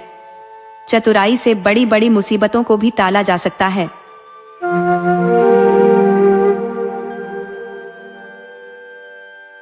कहते हैं शादी सिर्फ 2 लोगों का मिलन नहीं, बल्कि 2 जिंदगियों का संगम होता है। जब एक रिश्ता नए सफर की शुरुआत करता है तो उम्मीदें जुड़ती हैं, सपने बुने जाते हैं और जीवन एक नए मोड़ पर आ जाता है। लेकिन क्या हो जब इस रिश्ते में एक ऐसा रहस्य छिपा हो जो न केवल विश्वास को डगमगा दे, बल्कि पूरे परिवार को असमंजस में डाल दे। यह कहानी है मोहित और शोभा की, एक ऐसे दंपति की जिनकी शादी के बाद सब कुछ सामान्य लग रहा था, लेकिन धीरे धीरे मोहित को एहसास हुआ कि उसकी पत्नी सिर्फ आलसी नहीं थी, बल्कि कुछ ऐसा था जिसे वह सबसे छिपा रही थी। क्या यह बस एक आदत थी या इसके पीछे कोई बड़ा राज था? क्या मोहित इस गुत्थी को सुलझा पाएगा? आइए शुरू करते हैं आलसी पत्नी की वह कहानी जो हर पल आपको सोचने पर मजबूर कर देगी। गांव के प्रतिष्ठित परिवार से ताल्लुक रखने वाले मोहित की शादी बड़े ही धूमधाम से शोभा के साथ हुई थी। शोभा देखने में सुंदर थी, उसकी बड़ी बड़ी आंखों में मासूमियत झलकती थी और हर कोई कहता था कि मोहित बहुत भाग्यशाली है जो उसे ऐसी पत्नी मिली। शादी के शुरुआती दिनों में सब कुछ सामान्य लग रहा था। घर में खुशहाली थी, हर तरफ रौनक थी। लेकिन जैसे जैसे समय बीतता गया, मोहित को एक ऐसी सच्चाई का एहसास हुआ जिसने उसे अंदर तक होड़ कर रख दिया। शोभा बहुत आलसी थी। वह सुबह देर से उठती, कोई काम ठीक से नहीं करती और ज्यादातर समय बस आराम करती रहती। शुरुआत में मोहित ने सोचा कि शायद नई शादी और नए माहौल की वजह से वह कुछ समय तक ऐसे रह रही है, लेकिन हफ्तों बाद भी जब यही स्थिति बनी रही तो मोहित को चिंता होने लगी। वह देखता कि उसकी माँ और बहनें घर के कामों में लगी रहती, लेकिन शोभा हमेशा कोई ना कोई बहाना बना देती। धीरे धीरे मोहित की झुंझलाहट बढ़ लगी। वह जब भी कुछ कहता, शोभा मीठी मट्ठी बातें करके टाल देती। कभी सिर दर्द का बहाना बनाती, कभी थकान का, तो कभी मौसम की शिकायत करती। माँ भी शुरू में कुछ नहीं कहती थी, लेकिन अब उनकी आंखों में भी असंतोष झलक लगा था। गांव की औरतें भी कानाफूसी करने लगी। कैसी बहू आई है जो घर के कामों में हाथ तक नहीं लगाते। लेकिन सबसे अजीब बात यह थी कि जब भी कोई उसे काम करने के लिए कहता, वह बड़ी मासूमियत से मुस्कुरा देती और बोलती, अभी कर दूंगी। लेकिन वह अब भी कभी नहीं आता। मोहित ने कई बार शोभा को समझाने की कोशिश की, लेकिन हर बार वह हंसकर बात टाल देती। अरे इतना भी क्या भाग दौड़ करनी, थोड़ा आराम भी जरूरी है, वह कहती और फिर उसी तरह सुस्त पड़ी रहती। मोहित को समझ नहीं आ रहा था कि वह क्या करे। एक दिन मोहित बहुत थककर घर लौटा। उसने देखा कि उसकी माँ और बहनें पूरे घर में काम कर रही थी और शोभा आंगन में एक हाथ पर लेटी हुई थी। उसने पास जाकर गुस्से से कहा, शोभा कुछ तो शर्म करो, माँ इस उम्र में इतनी मेहनत कर रही है और तुम यहाँ सो रही हो। शोभा ने आंखें खोली, हल्की सी मुस्कान दी और बोली, मोहित मैं बहुत थक गई थी, जरा लेट गई, अभी उठकर सब कर लूंगी। लेकिन उसने कुछ नहीं किया। रोज यही सिलसिला चलता रहा। मोहित जब देखता कि उसकी पत्नी घर के कामों से बच रही है तो वह परेशान हो जाता। एक दिन उसने सोचा कि शायद अगर वह प्यार से बात करेगा तो शोभा को एहसास होगा। उसने उसके पास बैठकर कहा, शोभा तुम मेरी पत्नी हो और मैं चाहता हूँ कि हमारे घर में खुशहाली बनी रहे, लेकिन अगर तुम घर के कामों में हाथ नहीं बटाओगे तो माँ कितने दिन तक यह सब करेंगी। शोभा ने सिर झुकाकर कहा, मोहित मैं सच में कोशिश करती हूँ, लेकिन मुझे समझ नहीं आता कि कहाँ से शुरू करूं। कैसी बात कर रही हो तुम? अपने मायके में काम नहीं करती थी? मोहित ने सवाल किया। शोभा ने कोई जवाब नहीं दिया, बस चुपचाप उसे देखती रही। मोहित को उसकी चुप्पी और अजीब लगने लगी। दिन बीतते गए और शोभा की आलसी आदतें बढ़ती ही गई। अब तो वह बहाने भी बनाने की जरूरत नहीं समझती थी। उसे जैसे कोई फर्क ही नहीं पड़ता था कि लोग क्या कहेंगे। मोहित के सब्र का बांध अब टूटने लगा था। लेकिन सबसे ज्यादा हैरानी उसे तब हुई जब उसने महसूस किया कि शोभा जब भी अकेली होती तो अचानक बहुत फुर्ती नजर आती। एक दिन मोहित ने उसे अकेले कमरे में देखा और वह चौंक गया। जो शोभा घर के किसी भी काम के लिए आलसी थी, वही अब एकदम तेजी से कुछ कर रही थी। लेकिन जैसे ही उसे एहसास हुआ कि मोहित उसे देख रहा है, वह फिर से सुस्त बन गई। मोहित को यह सब बहुत अजीब लगा। आखिर शोभा क्यों घर वालों के सामने इतनी सुस्त बनती है, लेकिन अकेले में उसका व्यवहार बिल्कुल अलग होता है। क्या वह कोई खेल खेल रही थी या इसके पीछे कोई और बड़ी सच्चाई थी? मोहित को अब इस गुत्थी को सुलझाना था, क्योंकि उसके दिल में शक बैठ चुका था कि शोभा सिर्फ आलसी नहीं है, बल्कि वह कुछ छिपा रही है। मोहित के मन में अब शक बैठ चुका था। वह समझ नहीं पा रहा था कि शोभा सच में आलसी थी या फिर वह कुछ छिपा रही थी। दिन वही कहानी दोहराई जाती। घर में वह बिल्कुल सुस्त, लापरवाह और कामचोर बनी रहती। लेकिन जब भी उसे अकेले रहने का मौका मिलता, उसकी हरकतें बदल जाती थी।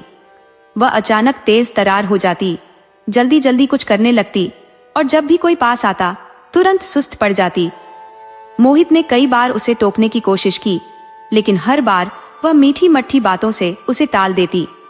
अरे मोहित, मैं तो तुम्हारे लिए नई नई हूँ, थोड़ा वक्त तो दो ना मुझे, धीरे धीरे सब सीख जाऊंगी, वह मुस्कुराकर कहती और मोहित का गुस्सा धुआं हो जाता। लेकिन समय बीतता गया और शोभा की आदतों में कोई सुधार नहीं हुआ। एक दिन मोहित की माँ ने उससे कह ही दिया, बेटा, जब से शोभा इस घर में आई है, घर की हालात बदल गए हैं। मैं बुढ़ापे में भी सब संभाल रही हूँ, लेकिन तुम्हारी पत्नी को कोई फर्क नहीं पड़ता। न वह रसोई में जाती है, न सफाई में हाथ बढ़ा है, और न ही कोई जिम्मेदारी लेती है। आखिर कब तक यह सब चलेगा? मोहित ने माँ की शिकायतें सुनी, लेकिन कुछ बोल नहीं पाया। उसने माँ से वादा किया कि वह शोभा को समझाने की कोशिश करेगा। उस रात जब वह अपने कमरे में गया तो उसने प्यार से शोभा का हाथ पकड़ा और कहा, शोभा, माँ ठीक कह रही है, तुम घर के किसी भी काम में दिलचस्पी क्यों नहीं लेती? तुम्हें पता है इस घर में हर कोई मेहनत करता है, क्या तुम नहीं चाहती कि सब तुम्हें भी अपने परिवार का हिस्सा माने? शोभा ने एक पल के लिए मोहित की तरफ देखा, फिर मुस्कुरा दी। मोहित, मैं सच में कोशिश करती हूँ, लेकिन मैं जल्दी थक जाती हूँ। पता नहीं क्यों मुझे हमेशा सुस्ती महसूस होती है। मोहित ने गौर किया कि जब भी वह कोई गंभीर बात करता, शोभा या तो मुस्कुरा देती या फिर बात को घुमा देती। यह सब अब उसे अजीब लगने लगा था। अगली सुबह मोहित ने तय किया कि वह शोभा पर नजर रखेगा। उसने चुपचाप उसका पीछा करना शुरू किया। दिन भर वो वैसी ही रही जैसे हमेशा रहती थी, आलसी, सुस्त और बेपरवाह। लेकिन शाम होते ही जैसे ही उसे लगा कि कोई आसपास नहीं है, उसकी हरकतें बदल गई। उसने तेजी से एक संदूक खोला, उसमें से कुछ निकाला और फिर जल्दी जल्दी कुछ करने लगी। मोहित यह देखकर दंग रह गया। जब शोभा को एहसास हुआ कि मोहित दरवाजे के पीछे खड़ा है, तो उसने तुरंत संदूक बंद कर दिया और फिर से वैसे ही सुस्त बन गई जैसे वह हमेशा रहती थी। अब मोहित के लिए ये कोई छोटी बात नहीं रही थी। उसके मन में सवालों का तूफान उठने लगा। शोभा किस चीज को छिपा रही है? वह आखिर इतनी आलसी क्यों बनी रहती है, लेकिन अकेले में अचानक इतनी फुर्ती क्यों हो जाती है? कहीं वह कोई बड़ा खेल तो नहीं खेल रही? एक रात मोहित ने तय किया कि वह खुद अपनी आंखों से देखेगा कि शोभा संदूक में क्या छुपा रही है। आधी रात जब सब सो रहे थे, तो वह धीरे धीरे उठा और चुपके से उस संदूक के पास गया। उसने उसे खोलने की कोशिश की, लेकिन वह अंदर से बंद था। तभी अचानक उसे पीछे किसी की आहट सुनाई दी। मोहित, तुम यहाँ क्या कर रहे हो? शोभा की आवाज आई। मोहित ने तेजी से संदूक से हाथ हटाया और पलट कर देखा। शोभा की आंखों में अजीब सा भाव था, न गुस्सा न डर, लेकिन कुछ ऐसा जो मोहित समझ नहीं पाया। मैं बस ऐसे ही देख रहा था, मोहित ने बहाना बनाया। शोभा ने कोई प्रतिक्रिया नहीं दी, बस मुस्कुरा दी। लेकिन उस मुस्कान में अब पहले जैसी मासूमियत नहीं थी, बल्कि एक ऐसा राज था जिसे मोहित अब तक समझ नहीं पाया था। मोहित को यकीन हो गया कि शोभा सिर्फ आलसी नहीं थी, वह कुछ छुपा रही थी और अब उसे इस गुत्थी को सुलझाना ही था। मोहित की बेचैनी अब बढ़ने लगी थी। वह यह समझने में असमर्थ था कि शोभा सच में आलसी थी या फिर यह सब सिर्फ एक बहाना था। हर बार जब भी वह उससे कोई सवाल करता, वह हंसकर टाल देती या कोई ना कोई बहाना बना लेती। लेकिन संदूक वाली रात के बाद मोहित को यकीन हो गया था कि उसकी पत्नी सिर्फ आलसी नहीं थी, बल्कि कुछ ऐसा छिपा रही थी जो किसी को नहीं पता था। अब उसका शक गहराने लगा था और वह इस रहस्य से पर्दा उठाने के लिए पूरी तरह तैयार था। अगले दिन मोहित ने घर में सभी की गतिविधियों पर नजर रखनी शुरू कर दी। वह देख रहा था कि कब कौन आता है, कौन जाता है और कब शोभा को अकेले रहने का मौका मिलता है। वह जानता था कि उसकी पत्नी सिर्फ तभी सक्रिय होती थी जब कोई आसपास ना हो, लेकिन उसकी परेशानी यह थी कि वह यह जान ही नहीं पा रहा था कि आखिर वह क्या कर रही थी।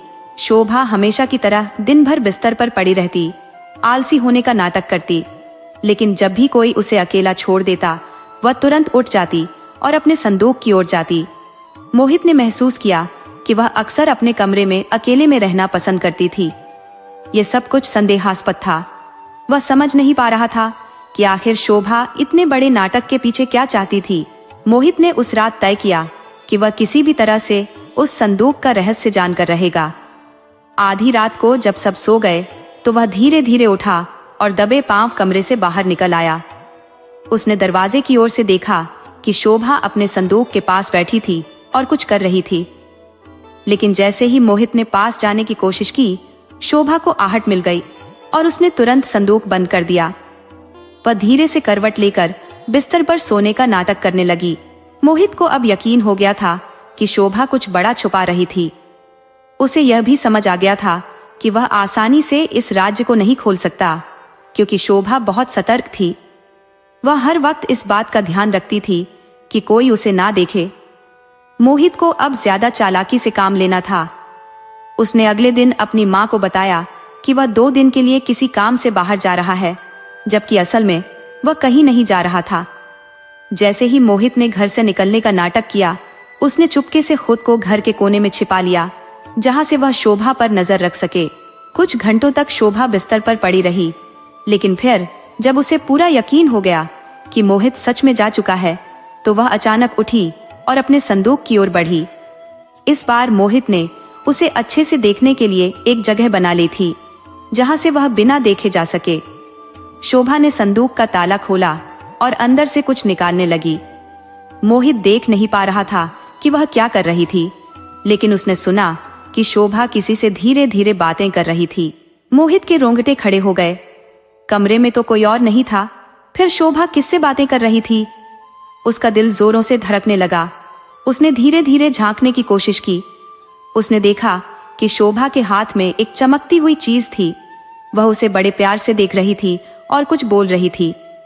मोहित को कुछ समझ नहीं आ रहा था, लेकिन इससे पहले कि वह कुछ कर पाता, शोभा ने अचानक संदूक बंद कर दिया और जल्दी से पलंग पर लेट गई। मोहित ने तय किया कि अब वह इंतजार नहीं करेगा, उसे अब शोभा से सीधा करना था।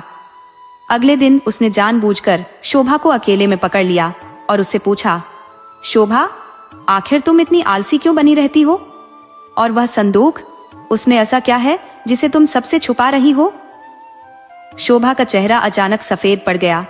उसने मोहित को देखा, फिर जल्दी से अपनी नजरें झुका ली। उसने कुछ देर तक कुछ नहीं कहा, फिर उसने धीरे से जवाब दिया, मोहित, तुम मुझसे प्यार करते हो ना? मोहित को यह सवाल अजीब लगा। उसने कहा, हाँ, लेकिन इस सवाल का इस वक्त क्या मतलब? शोभा की आंखों में अजीब सी चमक आ गई। उसने मोहित के हाथ को पकड़ लिया और धीरे से कहा, अगर मैं तुमसे कुछ कहूं तो क्या तुम मुझ पर भरोसा करोगे? मोहित ने महसूस किया कि शोभा कुछ ऐसा कहने जा रही थी जिसे सुनकर उसकी दुनिया बदल सकती थी। उसने सिर हिलाया और कहा, हाँ, मैं भरोसा करूंगा, लेकिन पहले यह बताओ कि तुम क्या छुपा रही हो? शोभा कुछ पल चुप रही, फिर उसने धीमे स्वर में कहा, मोहित, मैं वैसी नहीं हूं जैसी तुमने सोचा था। मैं आलसी नहीं हूं, मैं कुछ और हूं। और यह बात अगर तुम्हें पता चल गई तो शायद तुम मुझे छोड़ दोगे। मोहित को काटो तो खून नहीं। शोभा की इस बात का क्या मतलब था? वह कुछ और थी। क्या वह इंसान नहीं थी, या फिर वह किसी भयानक सच को छिपा रही थी? मोहित के मन में हजारों सवाल उठने लगे। उसे अब अपने ही घर में डर लगने लगा था, लेकिन अब वह पीछे नहीं हट सकता था। उसे यह सच जानना ही था, चाहे कुछ भी हो जाए। मोहित के मन में बेचैनी बढ़ती जा रही थी। शोभा की बातों ने उसके दिल में एक अजीब सा डर भर दिया था।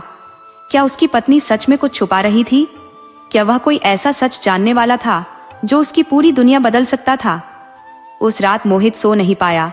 वह करवटें बदलता रहा और सोचता रहा कि आखिर शोभा ने ऐसा क्यों कहा कि अगर वह सच जान गया तो उसे छोड़ देगा। आखिर ऐसा कौन सा रहस्य था जो वह छुपा रही थी? मोहित ने ठान लिया कि वह इस रहस्य से पर्दा उठाकर ही रहेगा। अगले दिन जब वह काम से घर लौटा तो उसने शोभा की हर गतिविधि पर बारीकी से नजर रखनी शुरू कर दी। उसने देखा कि जब घर के लोग आसपास होते हैं तब शोभा एकदम सुस्त, लापरवाह और आलसी बनी रहती है, लेकिन जब वह अकेली होती है तो उसके हाव भाव और व्यवहार पूरी तरह बदल जाते हैं। उस रात मोहित ने एक योजना बनाई। उसने दिखाने के लिए सबके सामने यह कह दिया कि वह किसी जरूरी काम से गांव से बाहर जा रहा है और 2 दिन बाद लौटेगा। उसने अपनी माँ को भी यही बताया और रात को ही घर से निकल गया। लेकिन वास्तव में वह घर से थोड़ी दूर जाकर वापस लौट आया और आंगन के एक कोने में छिप गया। शोभा को लगा कि अब घर में कोई नहीं है। उसने धीरे धीरे दरवाजा बंद किया और अपने कमरे में चली गई। मोहित छिपकर देखता रहा। उसे अब पूरा विश्वास हो गया था कि आज रात कुछ ऐसा होगा जिससे सारा सच सामने आ जाएगा। आधी रात के बाद जब सब सो गए, तब मोहित दबे पांव अपने कमरे के पास पहुंचा। अंदर से हल्की हल्की आवाजें आ रही थी। उसने धीरे से दरवाजे की दरार से अंदर झांका। शोभा अपने संदूक के पास बैठी थी। उसने संदूक खोला और उसमें से कुछ निकालकर अपने सामने रख लिया। मोहित की सांसें तेज हो गई। वह ध्यान से देखने की कोशिश करने लगा कि शोभा क्या कर रही है, लेकिन जो उसने देखा उसे देखकर उसकी आंखें फटी की फटी रह गई। शोभा के सामने एक चमकता हुआ आभूषण था। वह कोई साधारण गहना नहीं था, बल्कि उससे एक अजीब सी रोशनी निकल रही थी। मोहित यह देखकर हैरान था कि शोभा उस आभूषण से बातें कर रही थी। वह धीरे धीरे कुछ बुदबुदा रही थी, मानो कोई प्राचीन मंत्र पढ़ रही हो। मोहित की समझ में कुछ नहीं आ रहा था। उसका पूरा शरीर कांपने लगा। उसने कभी सपने में भी नहीं सोचा था कि उसकी पत्नी इस तरह की किसी रहस्यमय चीज से जुड़ी हो सकती है। मोहित के मन में हजारों सवाल उठने लगे। ये गहना क्या था? इसकी चमक इतनी अजीब क्यों थी? और सबसे बड़ा सवाल, शोभा इससे बातें क्यों कर रही थी? वह और ज्यादा देखने के लिए थोड़ा और आगे बढ़ा, लेकिन तभी उसकी टांग से हल्की सी खड़ाहट हुई। शोभा चौंक हो गई। उसने तुरंत आभूषण को वापस संदूक में रख दिया और तेजी से मुड़कर दरवाजे की ओर देखा। मोहित समझ गया कि अब उसके पास कोई रास्ता नहीं बचा था। वह सीधे कमरे के अंदर चला गया। शोभा ने उसे देखकर घबराहट भरी नजरों से देखा। मोहित, तुम यहाँ क्या कर रहे हो? उसकी आवाज कांप रही थी। मोहित ने गंभीर स्वर में कहा, यह सवाल मुझे तुमसे पूछना चाहिए शोभा। ये सब क्या है? तुम इस आभूषण से बातें क्यों कर रही थी? और यह चमकता हुआ गहना आखिर है क्या? शोभा की आंखों में डर झलक लगा। उसने कुछ कहने की कोशिश की, लेकिन जैसे उसके शब्द गले में अटक गए हो। सच बताओ शोभा, क्या तुम कोई रहस्य छुपा रही हो? मोहित ने सख्ती से पूछा। शोभा ने गहरी सांस ली और धीरे से कहा, मोहित, मैं तुमसे झूठ नहीं बोलना चाहती थी, लेकिन मैं मजबूर थी।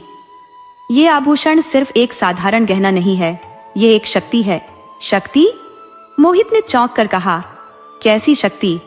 शोभा ने उसकी आंखों में देखा और कहा, यह आभूषण पीढ़ियों से हमारी परिवार की महिलाओं के पास रहा है, लेकिन इसका रहस्य सिर्फ हमें पता होता है। यह एक दिव्य आभूषण है जिसमें विशेष शक्तियां हैं। जब भी इसे कोई साधारण इंसान छूता है तो वह अपनी यादें खो देता है। मोहित यह सुनकर स्तब्ध रह गया। क्या इसका मतलब तुमने इसे पहले भी इस्तेमाल किया है? शोभा ने धीमे स्वर में कहा, हाँ, और इसी कारण मैं हमेशा तुम्हारे सामने आलसी बनने का नाटक करती थी, ताकि तुम कभी मुझसे यह सवाल ना पूछो, ताकि तुम इस रहस्य से दूर रहो। लेकिन अब जब तुम यहाँ तक आ चुके हो तो तुम्हें सब कुछ बताना पड़ेगा। मोहित को लगने लगा कि वह किसी भयानक सच के करीब पहुंच गया है। शोभा ने उसकी ओर देखा और कहा, अगर तुम यह जानना चाहते हो कि यह आभूषण असल में क्या है और मैंने इसे क्यों संभाल कर रखा है, तो तुम्हें धैर्य रखना होगा। लेकिन याद रखना, जो सच तुम सुनने वाले हो वह तुम्हारी पूरी दुनिया बदल सकता है। मोहित की धड़कनें तेज हो गई। उसे महसूस हो रहा था कि उसकी पत्नी कोई साधारण महिला नहीं थी। वह अब उस सच को जानने के लिए तैयार था जिसने उसकी शादीशुदा जिंदगी के हर पहलू को रहस्य में डाल रखा था। मोहित का दिल जोर जोर से धड़क रहा था। वह कभी सपने में भी नहीं सोच सकता था कि उसकी पत्नी शोभा, जिसे वह एक आलसी और लापरवाह स्त्री समझता था, इतनी गहरी और रहस्यमय हो सकती है। उसकी आंखों के सामने चमकता हुआ आभूषण अब भी उसके मन में हजारों सवाल पैदा कर रहा था। शोभा ने उसकी आंखों में देखा और गहरी सांस ली। मोहित, जो कुछ मैं बताने जा रही हूँ वह तुम्हारे लिए एक सदमे से कम नहीं होगा। मोहित एक तक उसे देख रहा था। शोभा ने धीरे से संदूक से उस चमकते हुए आभूषण को निकाला और उसे मोहित के सामने रख दिया। उसकी आंखों में एक गहरा डर था, लेकिन अब वह पीछे हटने के बजाय सच कहने के लिए तैयार थी। यह सिर्फ एक आभूषण नहीं है, यह शक्ति का प्रतीक है जो हमारी पीढ़ियों से हमारी वंश की महिलाओं के पास रहा है। मोहित को विश्वास नहीं हुआ। उसने आभूषण को ध्यान से देखा। उसकी चमक अब और भी तेज हो गई थी, मानो वह मोहित की उपस्थिति को पहचान रहा हो। लेकिन यह शक्ति क्या है शोभा? और तुम इसे मुझसे क्यों छुपा रही थी? शोभा ने अपना सिर झुका लिया, क्योंकि अगर ये बात बाहर आ जाती तो तुम्हारी जान को खतरा हो सकता था। यह आभूषण केवल उन्हीं के लिए होता है जो इसे संभालने के योग्य होते हैं, लेकिन जो अयोग्य होते हैं उनके लिए यह घातक साबित होता है। मोहित ने गहरी सांस ली। तुम्हें किस बात का डर था? मैं तुम्हारा पति हूं, तुम्हारा सबसे करीबी इंसान, फिर भी तुमने मुझे अंधेरे में रखा। शोभा की आंखों में आंसू आ गए, क्योंकि मुझे डर था कि अगर तुम इस रहस्य को जान गए तो तुम्हारा जीवन खतरे में पड़ जाएगा। यह आभूषण सिर्फ शक्ति नहीं देता, यह एक श्राप भी ला सकता है। मोहित चौंक गया। श्राप? शोभा ने सिर हिलाया। हाँ, यह आभूषण हर उस इंसान की यादें मिटा सकता है जो इसे छूता है, लेकिन अगर कोई इसके असली रहस्य को जानने की कोशिश करता है तो उसकी पूरी जिंदगी बदल सकती है। मेरी माँ ने मुझे इस आभूषण के बारे में बहुत पहले ही बता दिया था, लेकिन उन्होंने चेतावनी दी थी कि मैं इसे किसी को भी ना दिखाऊं। इसलिए मैं घर में हमेशा सुस्त और आलसी होने का नाटक करती थी, ताकि कोई मुझसे कोई सवाल ना पूछे, ताकि कोई इस रहस्य तक ना पहुंच सके। मोहित अब तक पूरी तरह अवाक रह गया था। उसे लग रहा था कि जैसे वह कोई सपना देख रहा हो। उसकी अपनी पत्नी, जिसके बारे में वह सोचता था कि वह साधारण गृहिणी है, किसी गहरे रहस्य की रक्षक निकली। लेकिन शोभा, यह शक्ति तुम्हारे पास क्यों है? और क्या तुम इस आभूषण को इस्तेमाल कर सकती हो? शोभा ने धीरे से मुस्कुराया। मैं इसका उपयोग केवल तभी कर सकती हूँ जब कोई बड़ा संकट आए। यह कोई आम गहना नहीं है मोहित, ये कुछ महान अर्शिया द्वारा बनाया गया था, जो इसे सिर्फ उस स्त्री को देते थे जो इसकी रक्षा करने में सक्षम हो। और अब यह मेरे पास है। मोहित की उलझने और बढ़ गई। तो अब क्या होगा? क्या तुम इसे अपने पास रखोगी? शोभा ने धीरे से सिर हिलाया। नहीं, अब समय आ गया है कि इसे हमेशा के लिए छुपा दिया जाए। मैं इसे अपने साथ नहीं रख सकती, क्योंकि अब यह रहस्य उजागर हो चुका है। मोहित कुछ बोलने ही वाला था कि अचानक कमरे की खिड़की के बाहर एक हलचल हुई। किसी के पैरों की आहट सुनाई दी। शोभा तुरंत सतर्क हो गई। मोहित, कोई हमें देख रहा है। मोहित भी चौकन्ना हो गया। उसने धीरे से दरवाजा खोला और बाहर झांका, लेकिन बाहर कोई नहीं था। उसने आंगन में नजर दौड़ाई, लेकिन चारों ओर सन्नाटा था। शायद मेरा वहम था, मोहित ने कहा, लेकिन शोभा जानती थी कि यह सिर्फ वहम नहीं हो सकता। कोई था जो उनके इस रहस्य को जानने की कोशिश कर रहा था। हमें यह आभूषण आज ही कहीं सुरक्षित स्थान पर छुपाना होगा, शोभा ने दृढ़ता से कहा। मोहित ने उसकी बात मान ली। वे दोनों रात के अंधेरे में घर से निकले और गांव के बाहर जंगल की ओर बढ़े। घना अंधेरा था और चारों ओर डरावना सन्नाटा था, लेकिन शोभा आत्मविश्वास से भरी थी। हमें इसे एक ऐसी जगह रखना होगा जहां कोई इसे दोबारा न पा सके, शोभा ने कहा। मोहित ने सिर हिलाया और दोनों एक गुफा में पहुंचे। ये गुफा गांव से दूर एक सुनसान पहाड़ी के नीचे थी, जहां कोई कभी नहीं आता था। शोभा ने गहरी सांस ली, आभूषण को अपने हाथों में लिया और एक गहरे गड्ढे में रख दिया। फिर उन्होंने उसे मिट्टी और पत्थरों से ढक दिया। अब यह हमेशा के लिए छिप गया है, शोभा ने कहा। मोहित ने उसकी ओर देखा और अब, शोभा मुस्कुराई, अब हमारी जिंदगी वापस पहले जैसी होगी। अब कोई रहस्य नहीं रहेगा, अब कोई डर नहीं रहेगा। मोहित ने राहत की सांस ली, लेकिन जैसे ही वे वापस जाने लगे, हवा में एक अजीब सी सरसराहट हुई। मोहित ने पीछे मुड़कर देखा, लेकिन वहां कुछ नहीं था। क्या हुआ? शोभा ने पूछा। मोहित ने धीरे से कहा, मुझे नहीं पता, लेकिन ऐसा लग रहा है कि कोई हमें देख रहा था। शोभा ने गहरी सांस ली और मोहित का हाथ थाम लिया। अब सब कुछ खत्म हो चुका है, हमें अब बस अपनी जिंदगी की ओर लौटना है। मोहित ने भी सिर हिलाया और दोनों वापस घर की ओर बढ़ गए। सुबह जब सूरज निकला तो गांव की जिंदगी सामान्य रूप से चल रही थी। मोहित और शोभा भी अपनी जिंदगी में लौट आए, लेकिन दोनों के दिलों में यह बात हमेशा के लिए बस गई थी कि उन्होंने एक ऐसा रहस्य छुपाया है जिसे कभी भी कोई नहीं जान पाएगा। लेकिन क्या सच में यह रहस्य हमेशा के लिए दफन हो गया था, या फिर कभी कहीं कोई इसे दोबारा खोजने की कोशिश करेगा? ये सवाल अब भी हवा में तैर रहा था। जीवन में कभी कभी जो दिखता है वह सच नहीं होता। मोहित ने अपनी पत्नी को हमेशा आलसी समझा, लेकिन असल में वह एक गहरे रहस्य की रक्षक थी। यह हमें सिखाता है कि किसी को परखने से पहले उसकी परिस्थितियों और छिपे हुए कारणों को समझना जरूरी है। शोभा ने एक बड़ी जिम्मेदारी निभाई, लेकिन अपनी चतुराई और संयम से उसने न केवल अपने परिवार को सुरक्षित रखा, बल्कि एक अज्ञात शक्ति को गलत हाथों में जाने से भी रोका। यह बताता है कि सच्ची बुद्धिमानी केवल बाहरी तेजी में नहीं होती, बल्कि धैर्य और दूरदर्शिता में भी छिपी होती है। यह कहानी हमें यह भी सिखाती है कि हर व्यक्ति की एक अपनी अलग भूमिका होती है, जिसे वह किसी न किसी कारण से निभा रहा होता है। किसी को भी उसके बाहरी व्यवहार से जज करना उचित नहीं है, क्योंकि हर इंसान के पीछे एक अनकही कहानी होती है। शोभा और मोहित की तरह ही हमें भी जीवन में आने वाली हर चुनौती को समझदारी, धैर्य और सही निर्णय से हल करना चाहिए। सच्ची शक्ति किसी गहने में नहीं, बल्कि हमारे विचारों, कर्मों और सच्चाई की रक्षा करने की भावना में होती है। शायद इस दुनिया में कई ऐसे रहस्य हैं जो समय के गर्भ में छिपे हैं, लेकिन जो व्यक्ति धैर्य और समझदारी से अपने कर्तव्यों का पालन करता है, वही सच्चा विजेता बनता है।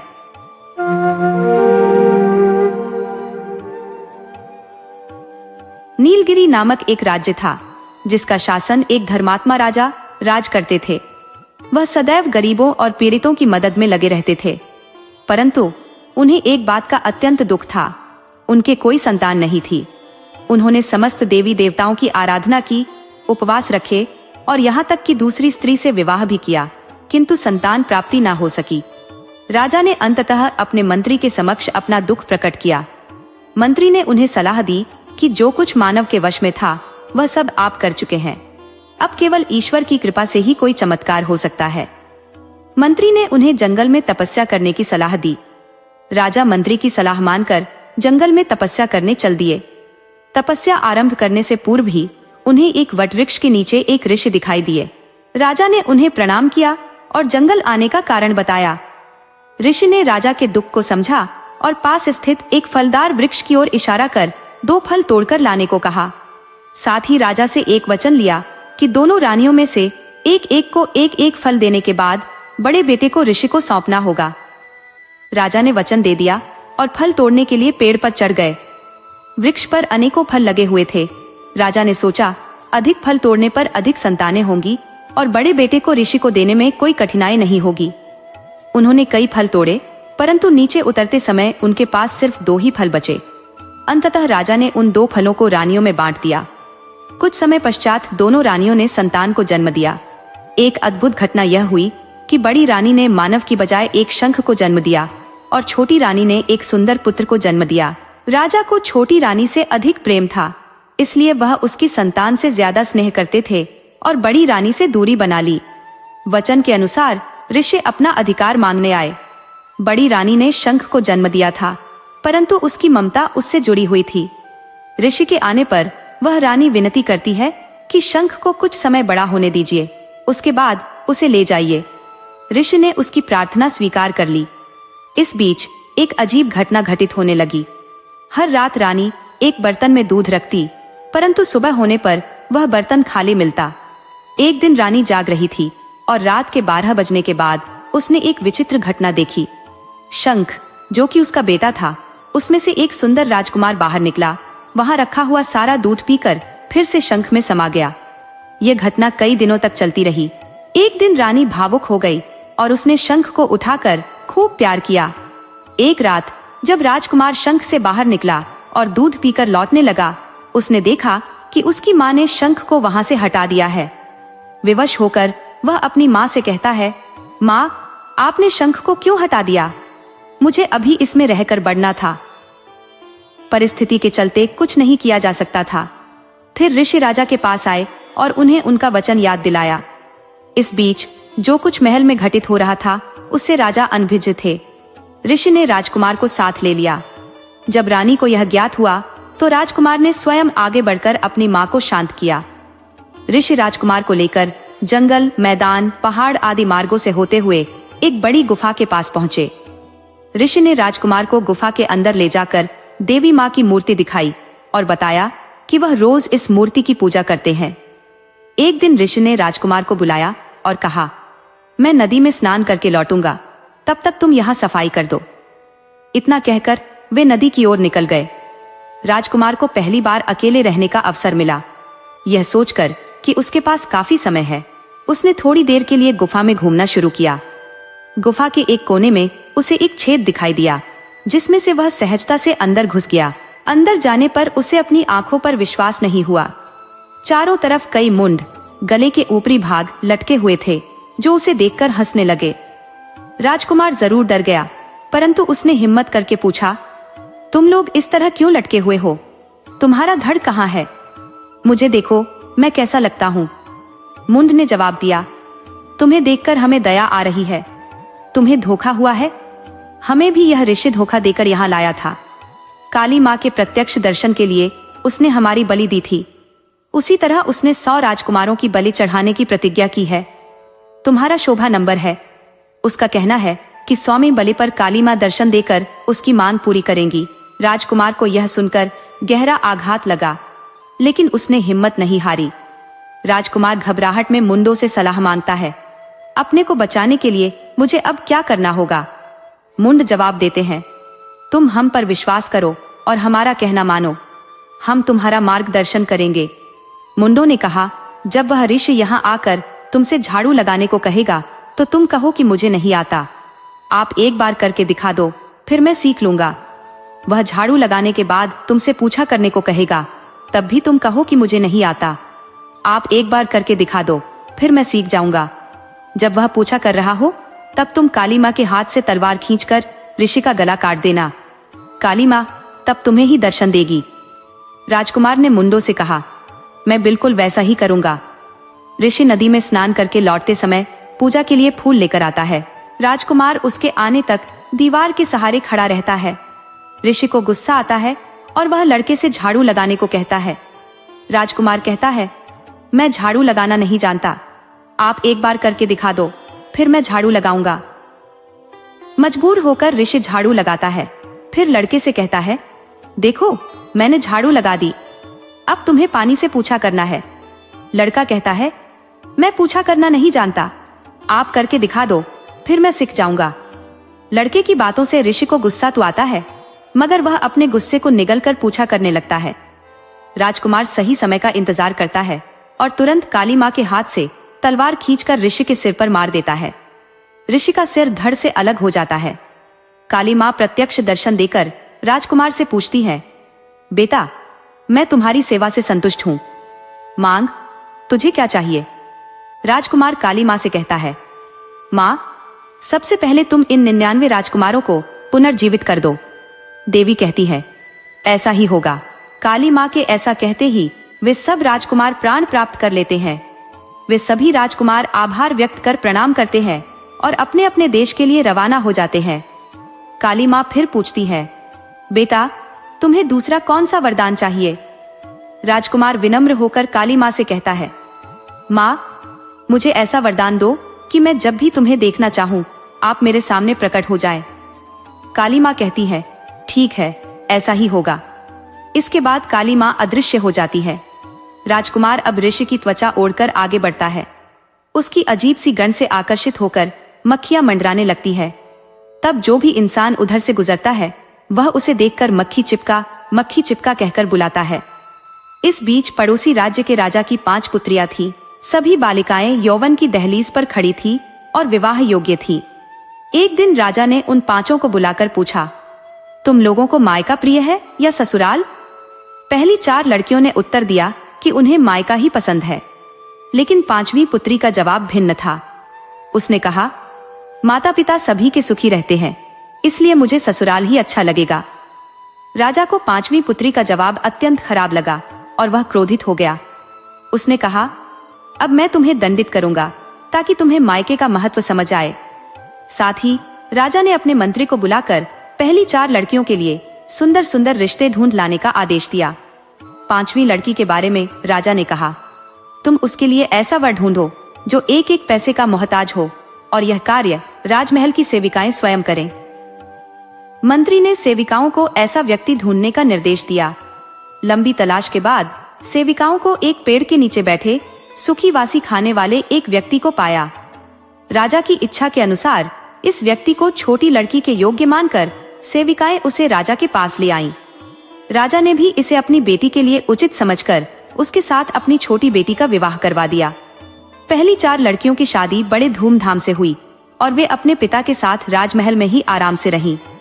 मक्खी गुमराह नामक ये व्यक्ति अपनी पत्नी को लेकर शहर से बाहर थोड़ी दूर एक झोपड़ी में रहने लगा। राजा की बड़ी लड़कियां रेशम के कपड़े और हीरे के हार पहनती थी, जबकि छोटी लड़की साधारण कपड़े पहनती थी। उसकी बड़ी बहनों और जीजा सभी उसके हालात पर हंसते और पूछते, अब बताओ मायका अच्छा है या ससुराल? लेकिन छोटी का जवाब हमेशा वही रहता, ससुराल ही अच्छा है। कुछ और दिन बीत गए। एक दिन राजा के चारों दामाद एक साथ शिकार करने जंगल में निकले।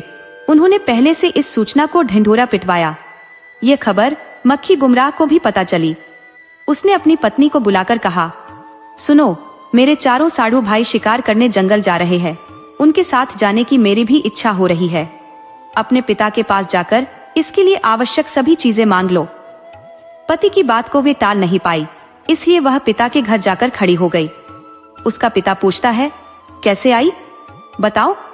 वह अपने आने का उद्देश्य बताती है। राजा ने अपने मंत्री को बुलाकर कहा, एक लंगड़ा घोड़ा और जंग लगी तलवार लेकर जाओ। उसकी बड़ी बहनों और जीजा ने इस पर हंसी मजाक किया, जिससे छोटी को बहुत दुख पहुंचा। फिर भी वह बिना कुछ कहे अपने झोपड़ी में वापस आ गई। अगले दिन सभी दामाद शिकार के लिए जंगल की ओर निकल पड़े। मक्खी गुमराह ने भी अपनी पत्नी से कहा और लंगड़े घोड़े पर चढ़कर हाथ में जंग लगी तलवार लेकर निकला। मक्खी गुमराह थोड़ी दूर जाकर एक पेड़ के नीचे खड़ा हुआ और काली माँ का स्मरण किया। काली माँ तुरंत प्रकट हुई।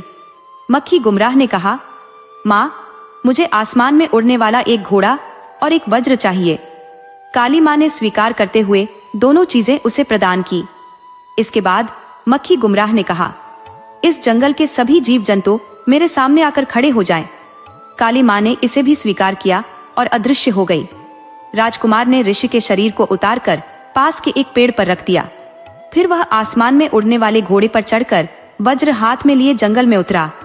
उसके चारों ओर जंगल के सभी जानवर खड़े हो गए। उधर चारों दामाद जंगल में भटककर थक गए थे और उन्हें कुछ भी नहीं मिला था। उन्हें अपमानित महसूस हुआ और वे अपना सिर तक नहीं उठा पाए। राजकुमार को जानवरों के बीच देखकर वे आश्चर्यचकित रह गए और उसे जंगल का राजा समझकर प्रणाम किया। राजकुमार ने उनसे पूछा, आप लोग यहाँ कैसे आए? उन्होंने जवाब दिया, हम शिकार के लिए आए थे, लेकिन हमें कुछ नहीं मिला। राजकुमार ने कहा, ठीक है, जो चीज मैं मांगूंगा उसे आप लोग दे दो तो मैं आपको शिकार दूंगा। वे लोग राजकुमार की बात मान गए। राजकुमार ने उनसे राजपट वाली अंगूठी मांगी और वे लोग अंगूठी उतारकर उसे दे दी। राजकुमार ने अंगूठी पहनकर उन्हें शेर दे दिए। तब वे लोग घमंड से भरकर मानो खुशी खुशी खेल चुके हों, शेरों को लेकर अपने महल लौटे। राजकुमार फिर पेड़ के पास गया जहां उसने ऋषि का शरीर छिपाकर रखा था और उसे पेड़ से उतारकर पहना। फिर एक बगीचे से छिपकली पकड़कर लौट आया और उसे अपनी पत्नी के हाथ में दिया। लो, इसे अपने पिता को दिखाकर आओ। उसकी पत्नी उसकी बात को टाल नहीं पाई और ठीक है कहकर छिपकली लेकर चल दी। वहां सभी लोग खुशी से उत्सव मना रहे थे। वहां पहुंचकर खड़ी हो गई, लेकिन उसे देखकर सभी उसका उपहास करने लगे। इससे उसे बहुत अपमानित महसूस हुआ और वह घर लौटकर अपने पति को सारी घटना का बखान करती है। कुछ दिन बाद राजा के चारों दामाद फिर से शिकार के लिए निकलते हैं। जंगल में पहुंचकर देखते हैं कि वहां कोई जानवर नहीं है और सारे जानवर फिर से राजकुमार के पास खड़े हैं। पिछली बार की तरह सारे जीव राजकुमार के पास ही हैं। राजकुमार फिर से उनसे शर्त लगाकर कहता है कि वे अपनी पसंद का जानवर पकड़कर ले जा सकते हैं। इस बार वे अपनी अपनी छोटी उंगली काटकर उसे सौंपते हैं और एक एक हिरण पकड़कर राजधानी लौटते हैं। अगली बार भी यानी तीसरी बार भी यही घटना दोहराई जाती है। इस बार राजकुमार उनसे उनके कपड़े उतरवाकर उन्हें हाथी पकड़ने को कहता है। राजा के सभी दामाद ऐसा दिखावा करते हुए लौटते हैं जैसे उन्होंने हाथियों का शिकार किया हो। वे जश्न मनाते हुए घर लौटते हैं। मक्खी गुमराह भी पिछली बार की तरह ऋषि का जामा पहनकर घर लौटता है। वह अपनी पत्नी से कहता है, मैं बहुत थक गया हूँ, पानी गर्म कर दो ताकि मैं नहा सकूं। उसकी पत्नी पानी गर्म कर देती है। नहाते समय मक्खी गुमराह किसी को भी अंदर आने नहीं देता था। आज उसकी पत्नी को शक होता है और वह नहाते वक्त एक छेद से उसे देखती है। वह देखती है कि उसका पति राजकुमार की तरह शानदार चमक रहा है। उसने राजकुमार की पहचान का बाना पहन रखा था। वह सोचती है कि किसी तरह इसे नष्ट कर देना चाहिए। जब मक्खी गुमराह बालों में शिकाकाई लगा रहा था, उसकी आंखें बंद थीं। उसकी पत्नी अवसर का लाभ उठाकर उस बानी को उठाकर जलते कोयलों में डाल देती है। नहाने के बाद मक्खी गुमराह बाना पहनने के लिए अपने चारों तरफ देखता है, मगर वह तो राख बन चुका था। उसे देखकर उसे बहुत बुरा लगता है। फिर भी वह खुद को समझाकर शांत हो जाता है। वह अपनी पत्नी से सारी बातें कहता है और फिर कहता है, अब क्या किया जा सकता है, तुम कुछ दिन अपने पिता के घर रहो, मैं बाद में आऊंगा। पति की बात मानकर वह राजा के घर चली जाती है। अपने मायके लौटने पर उसकी बड़ी बहनें और जीजा फिर से उसका मजाक उड़ाते हैं। तभी मक्खी गुमराह आकाश मार्ग से उड़ते घोड़े पर चढ़कर वहां पहुंचता है। वे लोग निशा की तरह कांपने लगते हैं। राजकुमार विराट छाप वाली अंगूठियां दिखाकर कहता है, पहली बार मैंने तुम लोगों को शेर पकड़ कर दिया था, यह अंगूठी वही है। दूसरी बार शिकार खेलने जब तुम लोग आए थे, तब तुम लोगों से जो छोटी उंगली ली थी वह लो। और तीसरी बार मैंने तुम लोगों को जो शिक्षा दी थी, तब तुम लोगों के कपड़े, यह भी लो। वह चारों दामाद और उनकी पत्नियां बिना बोले किसी कोने में जाकर छिप जाते हैं। मक्खी गुमराह के की कार्यों से संतुष्ट होकर उसकी पत्नी आकर उसके गले लग जाती है। सभी को जल्द ही यह एहसास हो गया कि यह कोई और नहीं बल्कि छोटी का पति है। सभी अपमानित महसूस करने लगे, यहाँ तक कि राजा भी शर्म से सिर नहीं उठा सका। फिर वह आकाश में उड़ने वाले घोड़े पर सवार होकर अपनी पत्नी को साथ बिठाकर अपने राज्य की ओर प्रस्थान करता है। वहां पहुंचकर उसके माता पिता खुशी से उनका स्वागत करते हैं। वे सभी मिलकर 100 वर्षों तक राज्य करते हुए सुखी जीवन बिताते हैं।